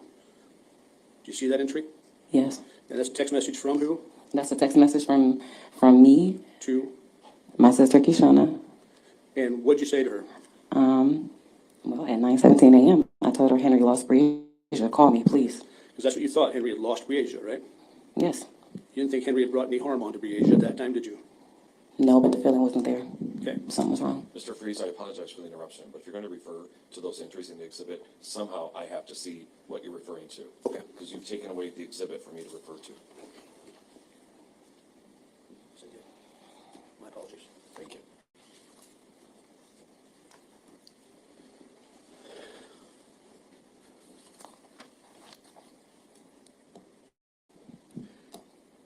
After you texted Mr. Dinkins at 11:07, he responded back at 12:03, entry number 1067. You see that? No. You said what's the entry number again? 1067? Okay. No, he responded and said I'm downtown. Right. That's the last time you spoke to Mr. Dinkins, right? Yes, and that was at 12:03 p.m. So at noon, he's downtown. That's the last time you spoke to him. Yes. Yes. Look at number 1066, the next one up. Tell me who that text message is from, first of all. 1066. Yes. That is my friend Nene. I was texting her. At 1:49 p.m.? Yes, 1:49 p.m. Read, And, read, if you would, of course. what you said to your friend Nene. Yes, I said, how am I supposed to feel when everything keeps happening to me? I can't take this at all, Nene. I'm hurt so bad to another core. I'm getting all my kids' phones in a week or so, and I'm changing my ways as a mommy. I'm so scared. I'm changing my ways. What do you mean by that? Changing my ways as to allowing them to just go anywhere, because when Asia went missing, it made no sense. Okay, it made no sense. What do you mean by that? It made no sense because she's been plenty places, and she's always came home. Okay. Well, if you go up to the very first entry, 1081. Do you see the very top one? On the first page, the Very first page, 1061. 1061, yes it is, I'm sorry. Okay. Who's that from? That is, I think from me, maybe. Let me see. It might have been sent for me. I think it was sent for me, yes. I was texting my friend Nene at 1:58 p.m. You want me to read the message? I do. All right. It says, I said, why me? I can't stomach anything else. And then there's Bree. I need to work on being a better mommy. My kids will never go anywhere else again. So there you say, in that text, you need to work on being a better mommy. Yep. Yes. What do you mean by that? Because I was focusing on work, and had I been paying attention, if I would have been paying attention, seen if, Mr. Dinkins was in his right state of mind, maybe none of this would have happened. And yeah, You have reason to believe that Mr. Dinkins was not in his right state of mind? something, because she was missing. You trust your mom, right? My mom? Yes. Yes, I do. And your mom met with Mr. Dinkins on July 9th, right? I guess so. Well, your mom was the one that allowed Breasia to go with Mr. Dinkins, right? Yes. And you trust your mom to make those kind of decisions, don't you? I trust enough that she won't put my babies in harm's way, of course. So when Breasia was allowed to go with Mr. Dinkins that day, we can safely assume that she thought Breasia was going to be safe, right? Right. And Breasia was always safe before with Mr. Dinkins, right? Yes. And Breasia enjoyed going with Mr. Dinkins, right? I mean, she didn't really go like that, I guess. So when she did go around him, she was okay. And there was a year or so where he helped you raise Breasia. No, he never helped her. He was around. My sister and her husband had her a lot of the times. Okay. So your sister and her husband had Breasia? Had a lot of time? Breasia majority of the time, yes. You didn't? Not necessarily. I was going through a lot, Okay. like with housing, keeping a job and things like that. Okay. Breasia, when you came over that day to bring clothing, she was the only one you saw, right? Yes. And she was outside already, right? No, when I pulled up, I told Mr. Dinkins that I was outside, and then I saw her run around around the building. She was happy then. Yeah. She was smiling then. Yeah, she was. She was telling you that she was learning how to be an AT&T agent, right? Yes. Which is what Miss Culberson does, right? Yes.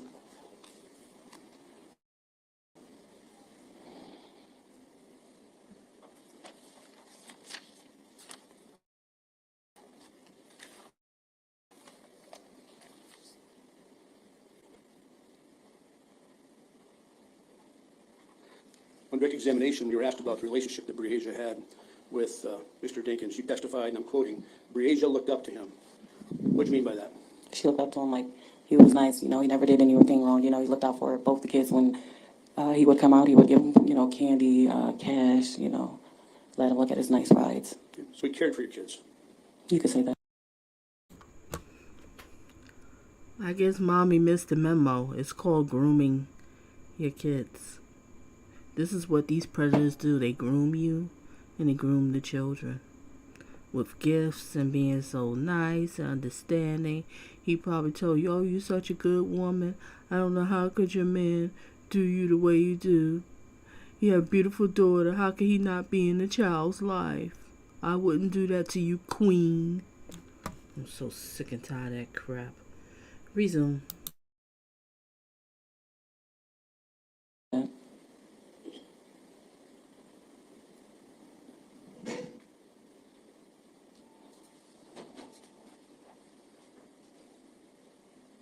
pictures you were shown of Mr. Dinkins, the white shirt and the gold shoes, those pictures fairly and accurately depict the way he looked when you saw him on July 10th? Yes, that first picture that was on the left that I saw, yes. So that's how dirty his shirt was, in your opinion? Yeah, it was a bit dirty, yeah. And that's how dirty his shoes were, in your opinion? Yes. Okay. You'd agree that it was a white shirt, not a dark shirt, right? Yeah, I agree that it was a white shirt, like a white long T-shirt, and it was a little dirty looking.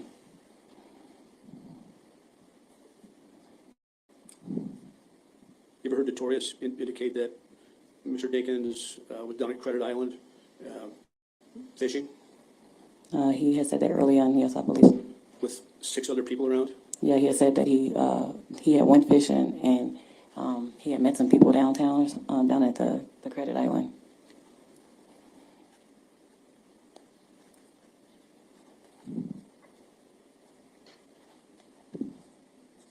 That's all I have. Thank you. Ms. Cunningham? Thank you. May I approach the witness, Your Honor? You may. Okay. I'm handing you what's been marked as State's Exhibit number 96 on -1. And let's go back and let's talk about who actually made those calls that counsel discussed with you on cross-examination. So,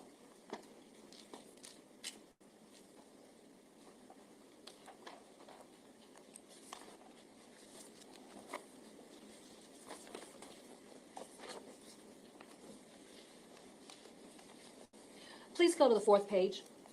So turn back? Yeah, page 4. All right. Going to the bottom of that exhibit. The call at 8:08, was that an inbound call or an outbound call? At 8:08. Sorry. At 8:08, that was an inbound call. Meaning, who placed that call? Mr. Dinkins would have yes, Mr. Dinkins. Then at 8:11, was that an inbound call or an outbound call? You said at 8:11. At 8:11. Are we looking at the same one? Well, let's just do this. Let's talk about all the others. 8:09, was that an inbound or an outbound call? That was outbound. Okay. And then again at 8:09, was that an inbound or an outbound call? That was another outbound. At 8:10, was that an inbound or an outbound call? Outbound. So were you making those calls to his phone? Yes, I was. All right. And that 8:11, was that an inbound or an outbound call? It was at 8:11. It was another outbound call to Mr. Dinkins' phone. At 8:15, was that an inbound or an outbound call?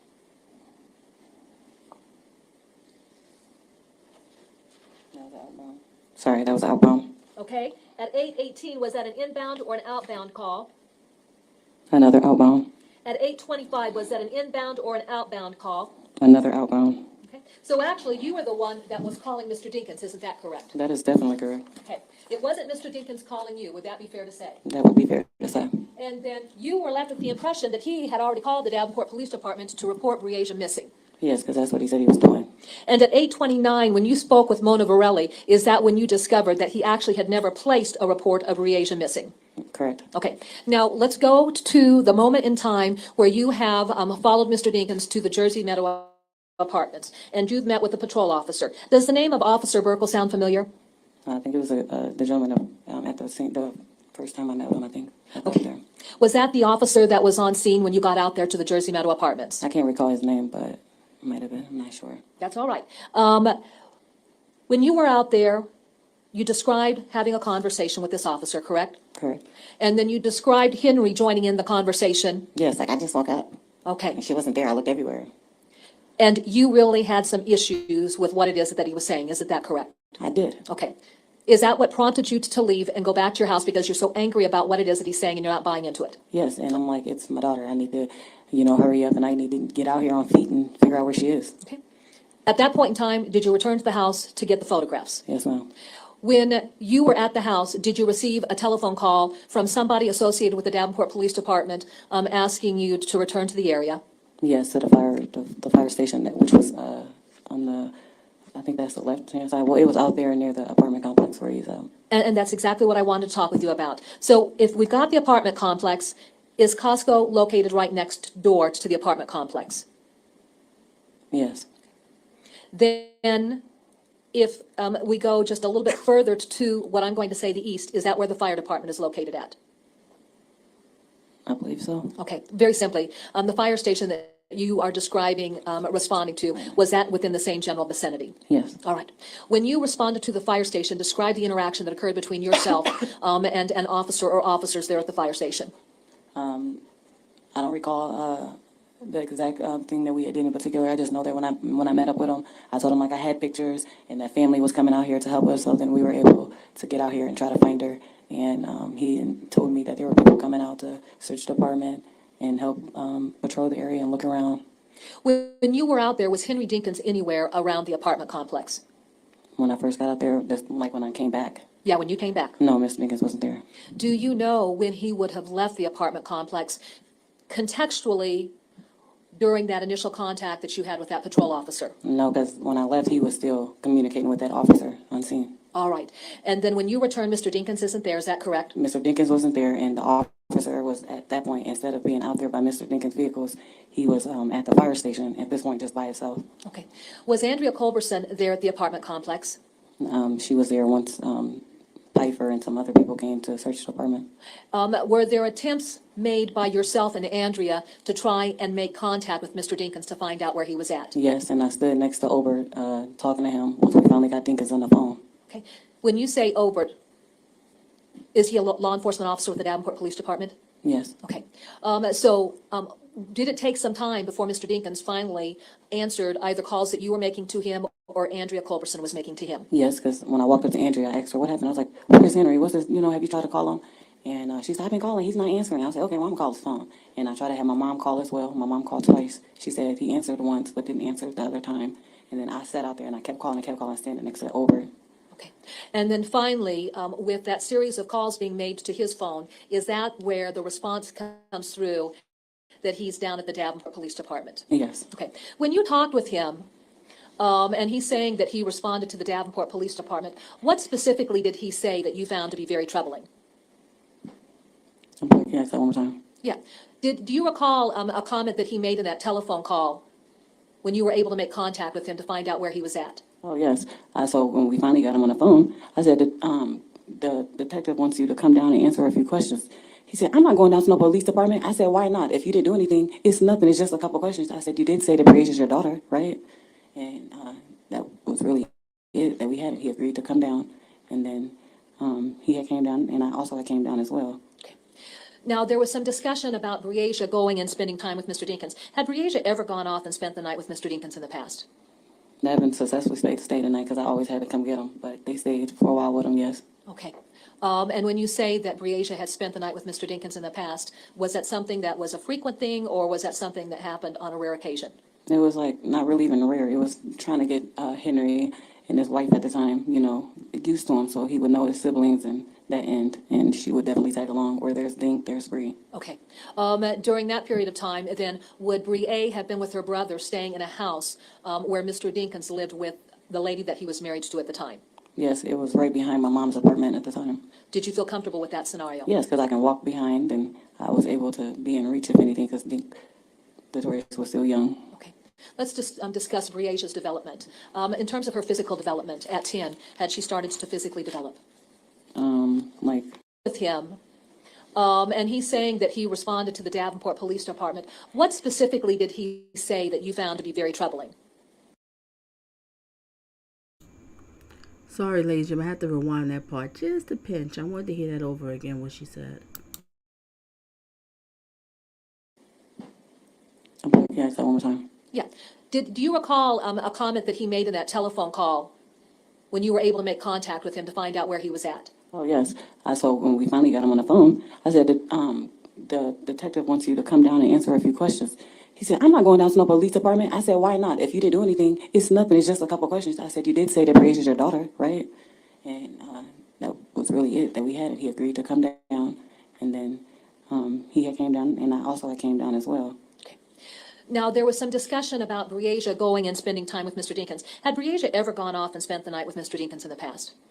They haven't successfully stayed the night because I always had to come get them, but they stayed for a while with him, yes. Okay. And when you say that Breasia had spent the night with Mr. Dinkins in the past, was that something that was a frequent thing, or was that something that happened on a rare occasion? It was like not really even rare. It was trying to get Henry and his wife at the time, used to him so he would know his siblings and that end. And she would definitely tag along. Where there's Dink, there's Bree. Okay. During that period of time, then, would Brie have been with her brother staying in a house where Mr. Dinkins lived with the lady that he was married to at the time? Yes, it was right behind my mom's apartment at the time. Did you feel? All right, somebody help me. So she's saying Ham Hock was married and living behind her mother's house?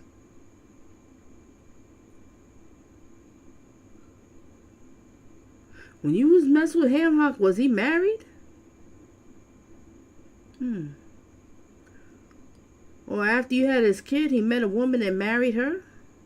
Because he's not talking about the girlfriend. I'm trying to get this.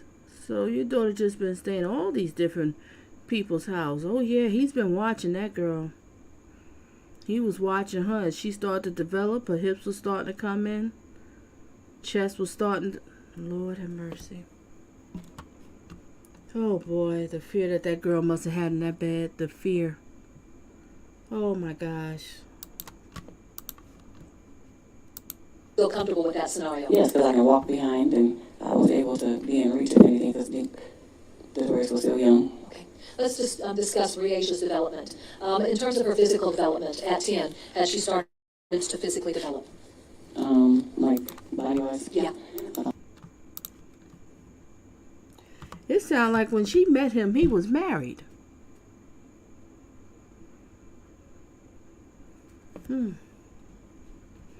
What does it sound like to y'all? Sound like it was.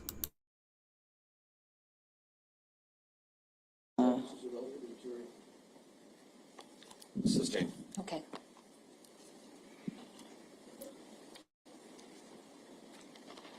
Was DL interviewed on more than one occasion by one of the detectives at the Davenport Police Department? Yes. Okay. So on July 10th, was he interviewed at the Davenport Police Department? Yes. And then was he brought back in just a little while later after things had settled down a little bit so that he could be interviewed? Yes. All right.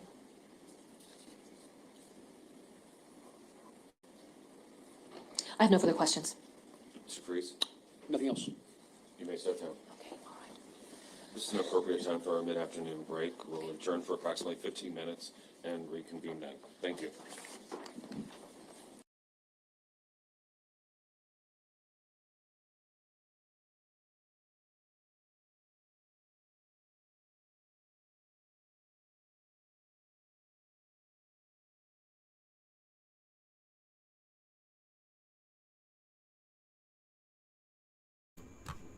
There go the girlfriend. She had came on next after the stand. Okay, so we finished hearing about the mother, but I want y'all to watch a video. All right, so, ladies and gentlemen, enjoy the music while you wait, while I set up for the next one.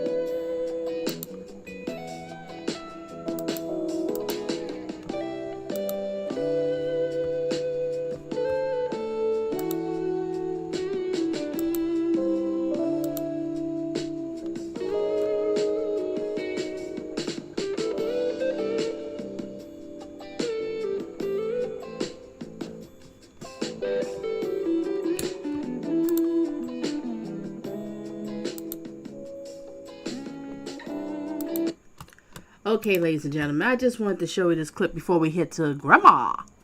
Just watch this clip here. This was an interview she had.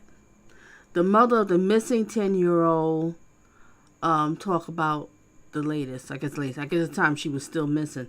Now, I really want y'all to look at her and see how she acts. You're not going to really be able to hear it because the audio is so bad with her on this video. So I'm not even going to bother to play the whole video. But I just want you to hear her.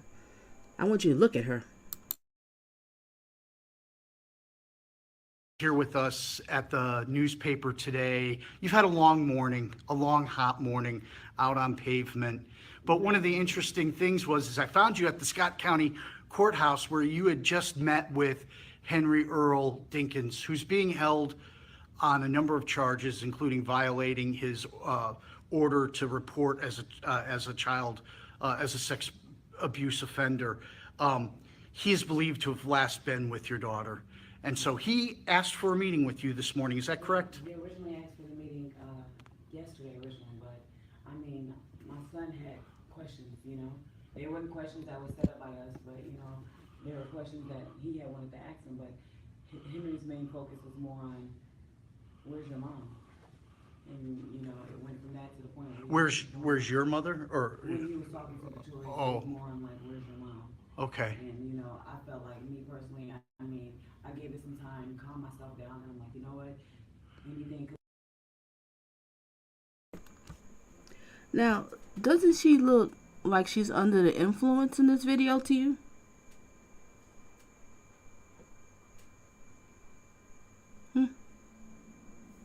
Look like it to me. All right, I'm gonna get to braless grandma in a second. All right, another clip. Just want y'all to see this. All right, oops, I have to drop things. All right,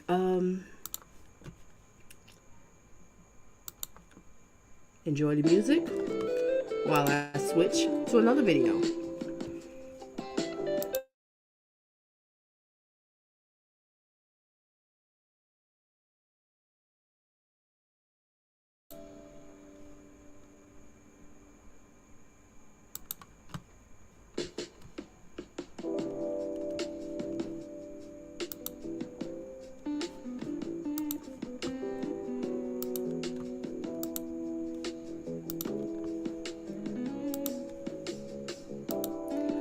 Okay, now in this video, you're going to get to see the family. Alright, let's check out the family. Let's watch this here.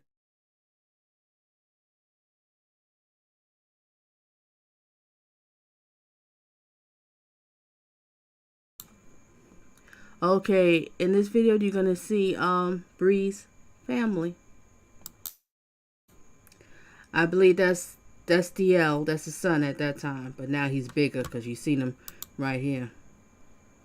Yeah, he grew up a lot, right? All right, let's go back.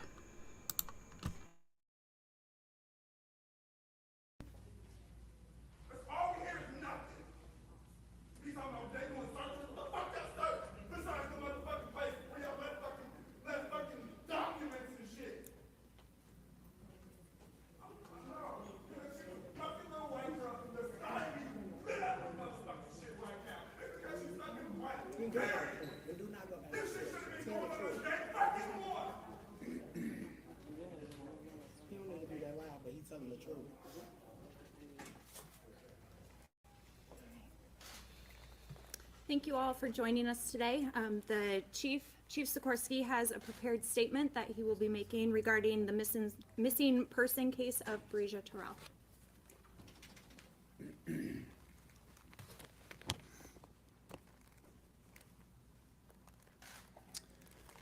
Good afternoon, everyone, and thank you for joining me today.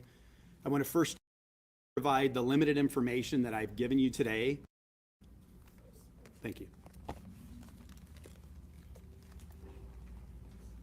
At this time, we won't be taking any more questions, but you may visit our website, www.davenportiowa.com. Okay, I just wanted to show you the family. All right, enough of this one. Let's get to grandma. Thank you.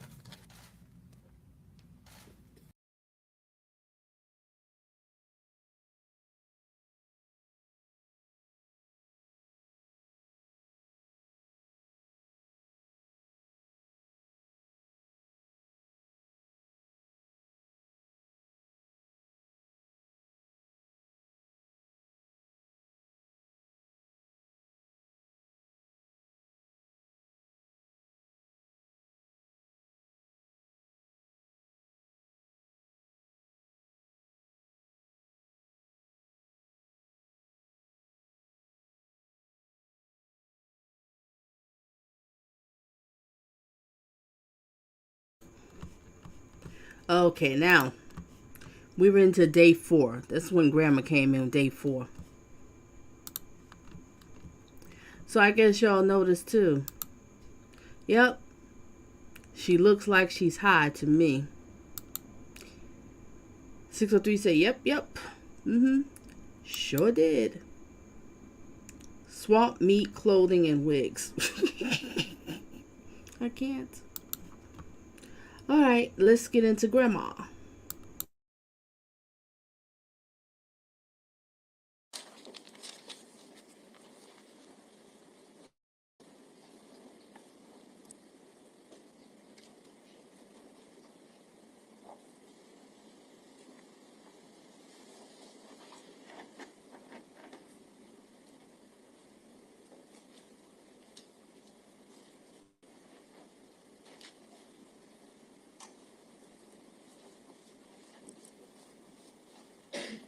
Raise your right hand, please. Do you swear to tell the truth, the whole truth, nothing but the truth? Yes. Please have a seat. That's a huge woman, isn't she? Wow. Resume.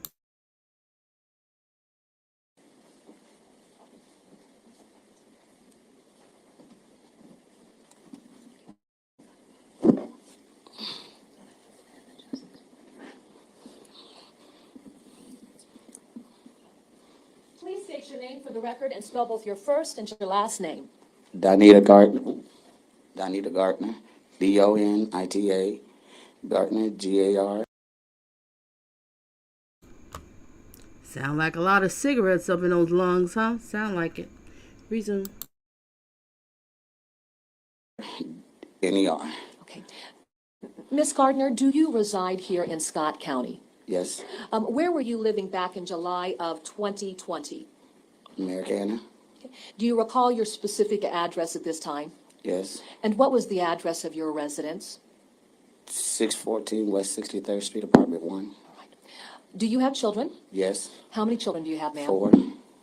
What are the names and ages of your children? Kashana, she's 40. DeMarcus, 37.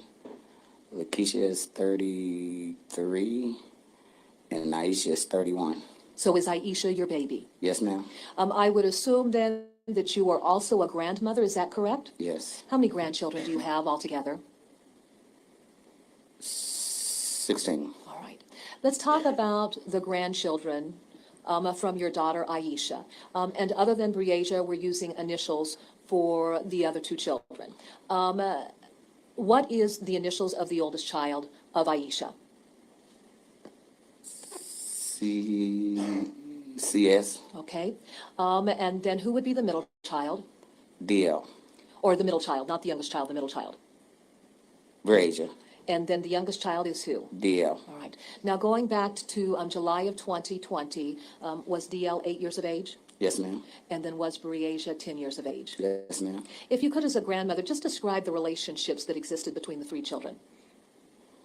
Ooh. Man. They got along. And how close were Breasia and DL? Partners in crimes. They were partners in crimes. Yeah. As a grandmother, did you babysit the children? Yes, I did. Okay. And at times that you were babysitting, where would your daughter be at? Work. All right. Where was your daughter working during this period of time? Work. Or where was she working at? Wendy's. No.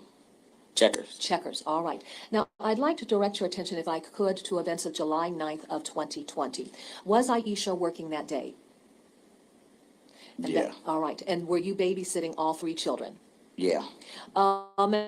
During that period of time, had Aisha moved back into the family home with you? Yeah. And so were Aisha and the 3 children living with you there at the house? Yeah.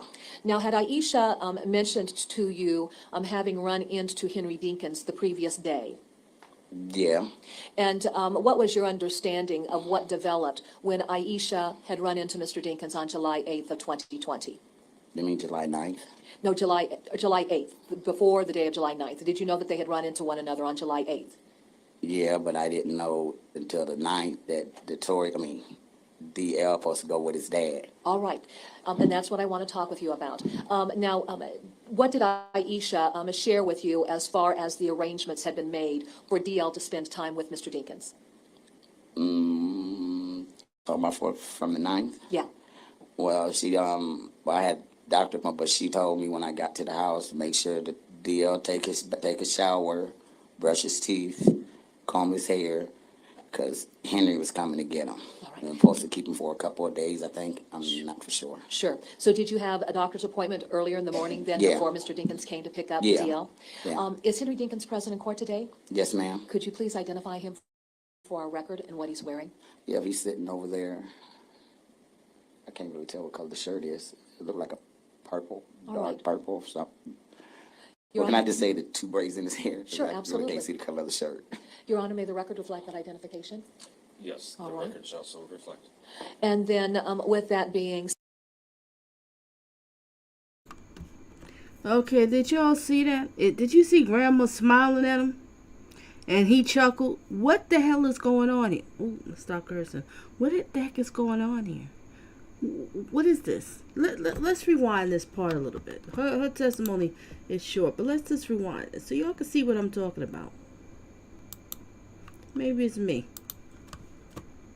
He probably comb his hair because Henry was coming to get him. We were supposed to keep him for a couple of days, I think. I'm not. Hold just a second. Let me change the setting. Okay, Jack, you had something to say. What was you gonna say? What were you saying? Oh, well, saying he probably pound-towned her too. That's those type of dudes. Because I wonder where that smile came from. Why are you like smiling at this guy that killed your granddaughter? And why is he smiling back? Okay, Melanie, catch you later. Thank you for being here, girl. I've rewinded, so let's check this out. We'll be ending soon, ladies and gentlemen. Not for sure. Sure. So did you have a doctor's appointment earlier in the morning then Yeah. before Mr. Dinkins came to pick up Yeah. DL? Yeah. Is Henry Dinkins present in court today? Yes, ma'am. Could you please identify him for our record and what he's wearing? Yeah, he's sitting over there. I can't really tell what color the shirt is. It looked like a purple, All dark right. purple or something. Your Or can I Honor- just say the 2 braids in his hair? 'Cause Sure, I really absolutely. can't see the color of the shirt. Your Honor, may the record reflect that identification? Yes, the All right. record shall so reflect. And then with that being said, did you follow your daughter's directions as Yes, far ma'am. as Yes, getting ma'am. DL ready? All right. Now, what time of the day would Mr. Dinkins have come over to your apartment to pick up DL? And if you don't remember a specific time, identify it as morning, afternoon, just give us just some perspective. It's about almost, I want to say almost 11:30. Okay? And would that have been in the morning? Yes, ma'am. Describe what happened when you realized that Mr. Dinkins had arrived there at your apartment. What were you doing? I was making sure DL was getting ready. Okay, all right. Did Mr. Dinkins come into the apartment? Yes, but I don't know if Brazier let him in or CS let him in because I was in the back room making sure that DL was getting ready. Certainly. And then, what room would he have come into when he entered the apartment? The living room. All right. At some point, did either Brazier or CS indicate to you that Mr. Dinkins was there to pick up DL? No, because when I heard somebody at the door, I came out the back room. Okay. And then what developed when you came out of the back room and presumably into the living room? Is that where you went to? Yeah. Okay. What happened when you came into the living room? Only thing I remember, they got in the Brazier and SC. I had got on them for something. I can't remember what it was. And they asked me, Mama asked Henry, can I go think with him? I said, no, you're not. You're not going. So when Henry got there, they asked Henry, and Henry said no, because I'm whatever that little small car. I don't know. I'm not really good in names with cars, but I know it was the black 2-door that had Queen and King on it. And would that be a black Camaro? I think so. Yeah. Sure, absolutely. So go ahead. Yeah. Continue to describe then what developed. And then after that, that's when DL said, Brazier, come on, and I said no. So Breasia asked me to call her mom, and I said no, because I don't like calling your mom when she's at work and things. So when DL was walking out the door, he just said, "Come on, Bree." So I just like, oh. I said, so when she called me at lunch, I'll let her know Breasia's with Henry and DL. Okay. Now, did CS want to be able to go along with Breasia and DL? Yes, he wanted to go, but Henry told him no because the car wasn't big enough. Was Henry more than willing to allow Breasia to come along? Let me ask you this. Did he say no to Breasia or No. simply CS? No, he didn't say nothing. Oh, well, he did say at first the car was too small. But when DL told Breasia to come on, she just went on out the door. All right. Did you contact your daughter to notify that Breasia had also gone along with Mr. Dinkins? No, I waited until she called me because I don't like calling her when she's at work. Absolutely. And then once your daughter called you, what was the nature of the conversation that you had with her? Well, when she called me, she asked me, did Henry come and get DL? And I said, yeah. And I let her know that Breasia went too. And she said, oh, okay. And that was it. She said, well, let me call him. That's the last conversation we had. All right. At some point after your daughter got off work that day, did she return back to the apartment? Yeah. And then what happened when Aishia got back to the apartment? When she got off work, she came to the house and got clothes for Breasia and DL and took them over there. Okay. Do you recall, Mrs. Gardner, what the weather ended up being like that evening after Aishia had gone to take the clothing over to where Mr. Dinkins was staying at with the children? Raining. Okay. All right. Now, after your daughter left, did you get any call from her to tell you about what was going on relative to the weather and her return home? Yeah, she told me that she dropped the clothes off. Can't think of the dog's name, but her and the dog was in the car, and she had to pull over because the rain was coming down so fast she couldn't, see. So she pulled over until the rain slowed down. Okay. And then did your daughter end up coming back to the apartment? Yeah. Okay. Now, what was Aisha's activities there at the apartment when she got home that evening? Yep, the kids was with the grandmother, but the mother was already informed that the son was going to go with the father. So he comes over. Now Bree jumps and goes too. But the grandmother did tell the mother that, Bree went too. And I guess she was perfectly okay with that because she drove over there where he was at with the girlfriend and the kids to not drop off some clothes, the overnight clothes. And everybody knows he's a sex offender. Reason.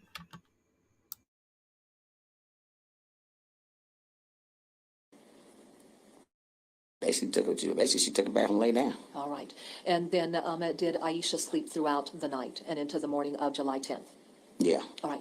Now, did you become aware that Aisha was being called into work early, outside of her normal schedule, her scheduled time of 11 o'clock? No, I didn't know. Okay. At any rate, did your daughter end up leaving for work during the early morning hours of July 10th of 2020?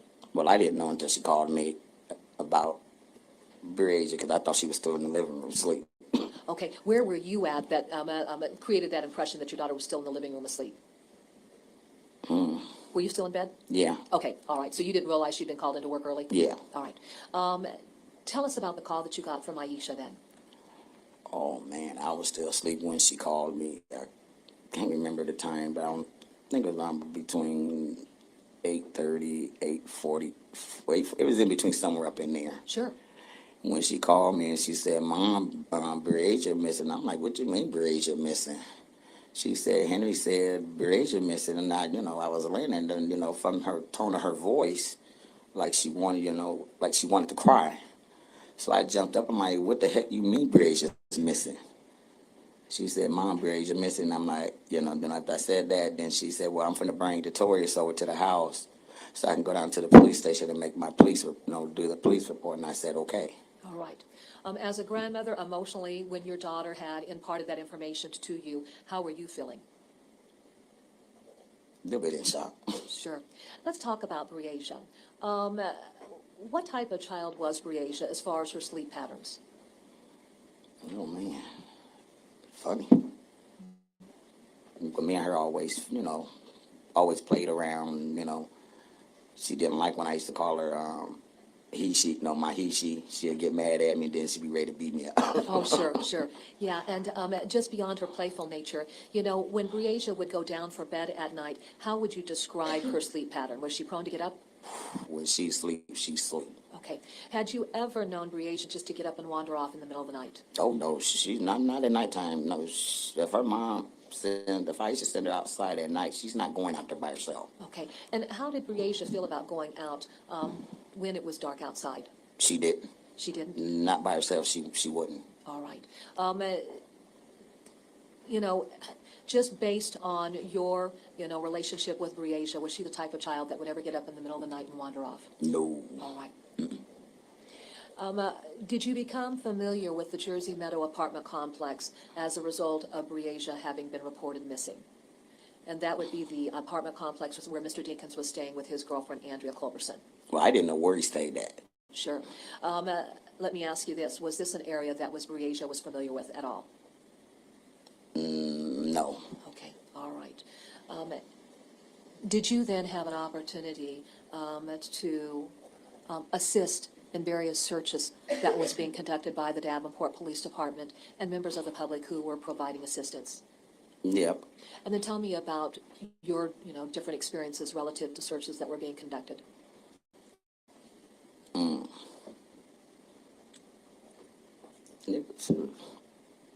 Well, me, everybody did what they, did.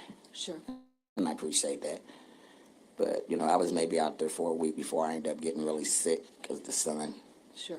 Then I ended up stopping, then, they kept on. All right. The events that you've described, did they occur in Scott County, Iowa? Yeah. And I have no further questions. Thank you. Mr. Freeze or Mr. Waters? Good morning. Good morning. Ham, I just want to talk to you a little bit about your version. Do you see how her expression just changed? How she's looking at the fence like that? Wow. All right, resume. Of events on July 9th, 2020. Okay.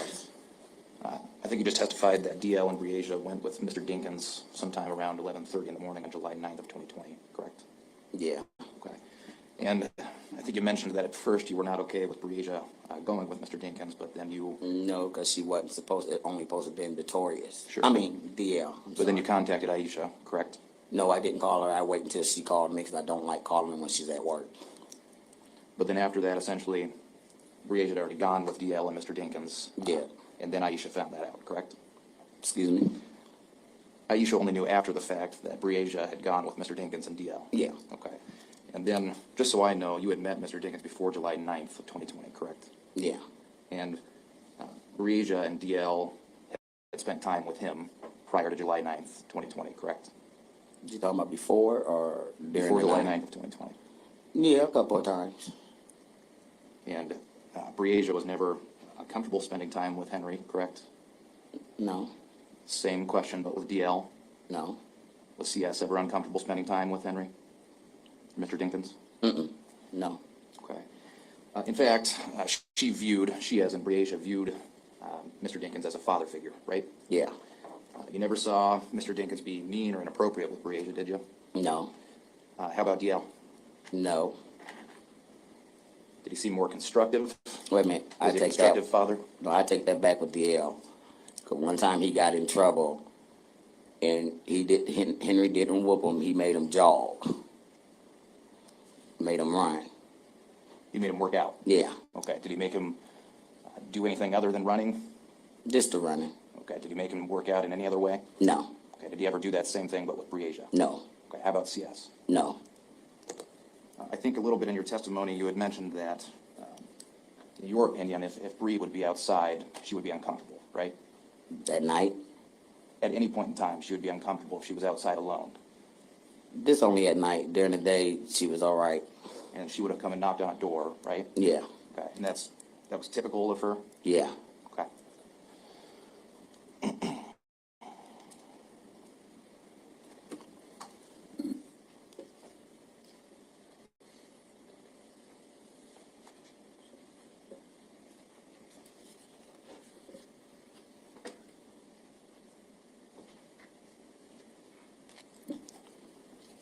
And ma'am, you have lived with DL since essentially July 10th of 2020, right?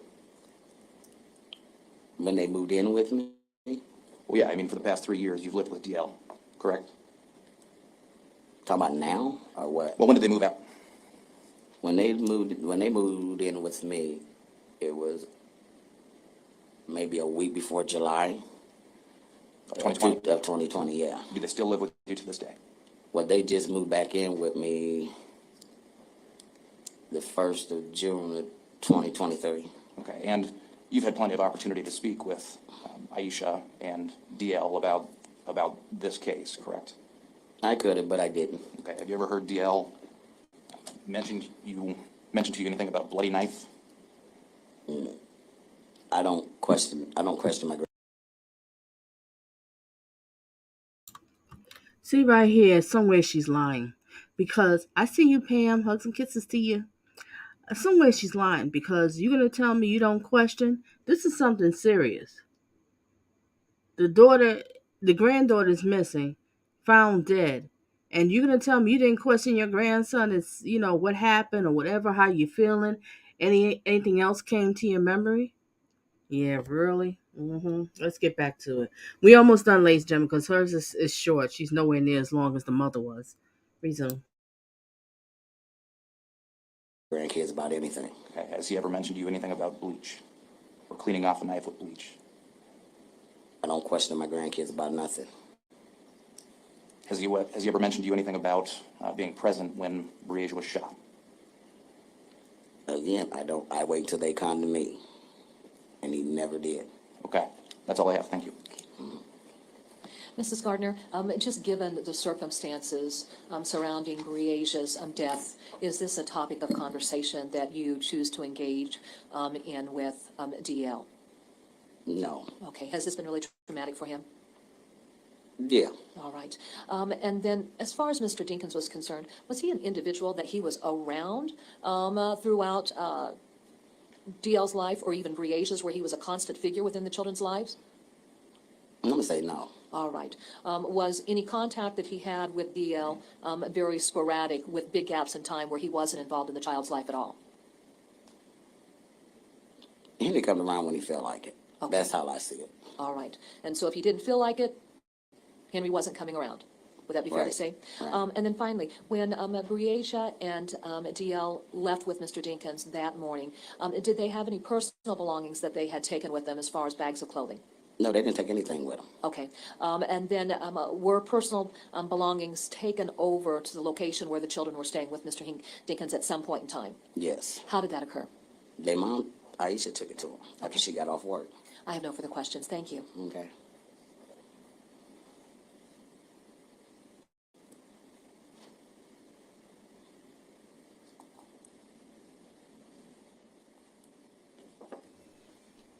Ooh, you saw how she made that little look? Ooh. And great point.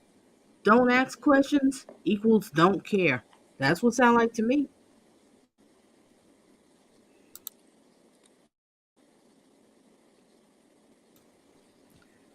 Mr. Waters? I don't have any further questions. Thank you. What you mad, Ham Hock? You mad that she called you out and said you come whenever you feel like it? Yeah, that hit a nerve right there. Your Honor, the state calls Jim Peters to the stand.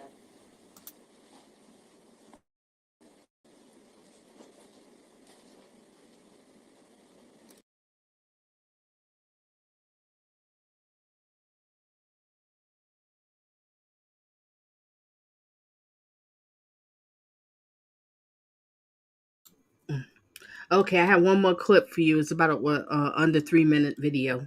Under 3 minutes. So give me a second here. Let me show that. And then I'll let y'all go. Look at her. Isn't she a doll? Beautiful. What is this crap in your hair? Lord have mercy. Oh my gosh. That's why you see, look at that hairstyle. That's why you're attracting these ham hock looking dudes. All right, let's get into the other one.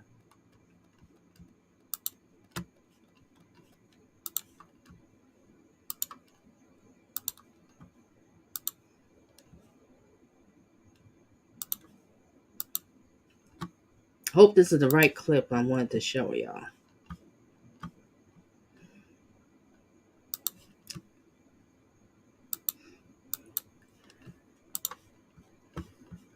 This here is a news clip. It's an old news clip. All right, let's get it.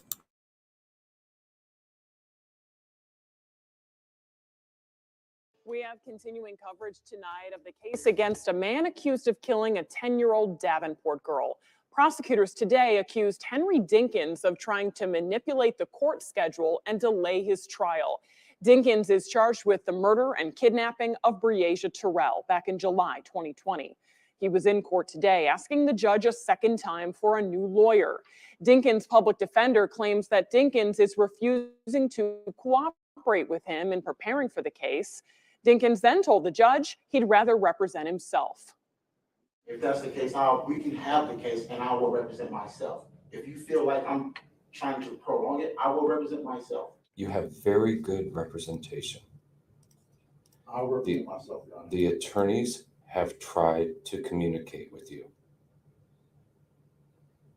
You need to speak to your attorneys. They are trained in the law. They have handled many trials. As I indicated to you before, sir, you're facing very serious charges. So today, the judge denied his request for a new attorney and implored Dinkins to cooperate with the public defender. Right now, the trial is set.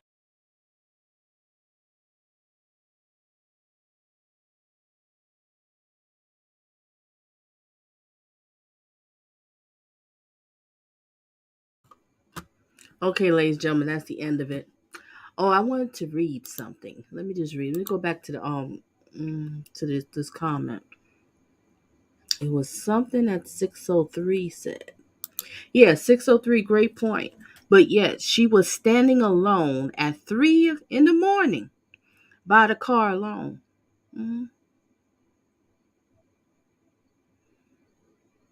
This is such a sad story because all this could have been prevented. All of this could have been prevented. And also 603 said, I want to say, I haven't, I guess saying you don't believe the girlfriend from the beginning. Yeah, I don't. That girlfriend is not telling the whole story. There's more to it. Jack, you have any thoughts, any closing thoughts? I'm gonna wrap it up. If not, we're done. Oh, let me see. Is there more? No, I don't have nothing to say. Okay. All right. 603. Melvia agreed. Okay. Melvia said something else. It seemed like she just wanted them out of the house. She didn't give them a toothbrush or a change of clothes. He wouldn't have gotten my grandkids. Beautiful girl. Beautiful. You wasn't protected. You wasn't put first. You wasn't. Not at all. Not at all. All right, so I just wanted to cover the son. We covered the son, the girlfriend, the mother, and the grandma. So they're going back to trial this week. I think it's going to end this week. I don't know exactly what's happening. But of course, I'll come back and do the verdict. Yeah, the verdict. And also, there was also a guy, I don't have the clip, but when he went over there and he did what he did to this girl and dumped her body, I guess he got caught up in a ditch because someone had to pull him out the ditch. And then when it came out that a girl was missing and he was a suspect, and then the guy turned around and said, wait a minute, I know that guy helped him on such a day to get out of a ditch, right? But that witness is deceased. He died. I think he had a massive heart attack or something like that. But he did, he was in the interrogation room talking to the detective and gave him the information. Beautiful girl. All right, that's all I have to say, ladies and gentlemen. Thank you for being here. This was a long one. Thank you for being here. Thank you for engaging. Let me check the votes real quick before we go. Do we have any more votes? Now we went up to 15 votes. The question is, having sex on the third date is too quick? 20% says, no way, Donna. Woo! 53% says, way too fast. 7% says, no sex before marriage. 20% says, I'm celibate. Alrighty now. All right, everybody have themselves a blessed one, and we're gonna have another moment of silence for this beautiful angel. Wait a minute, did I?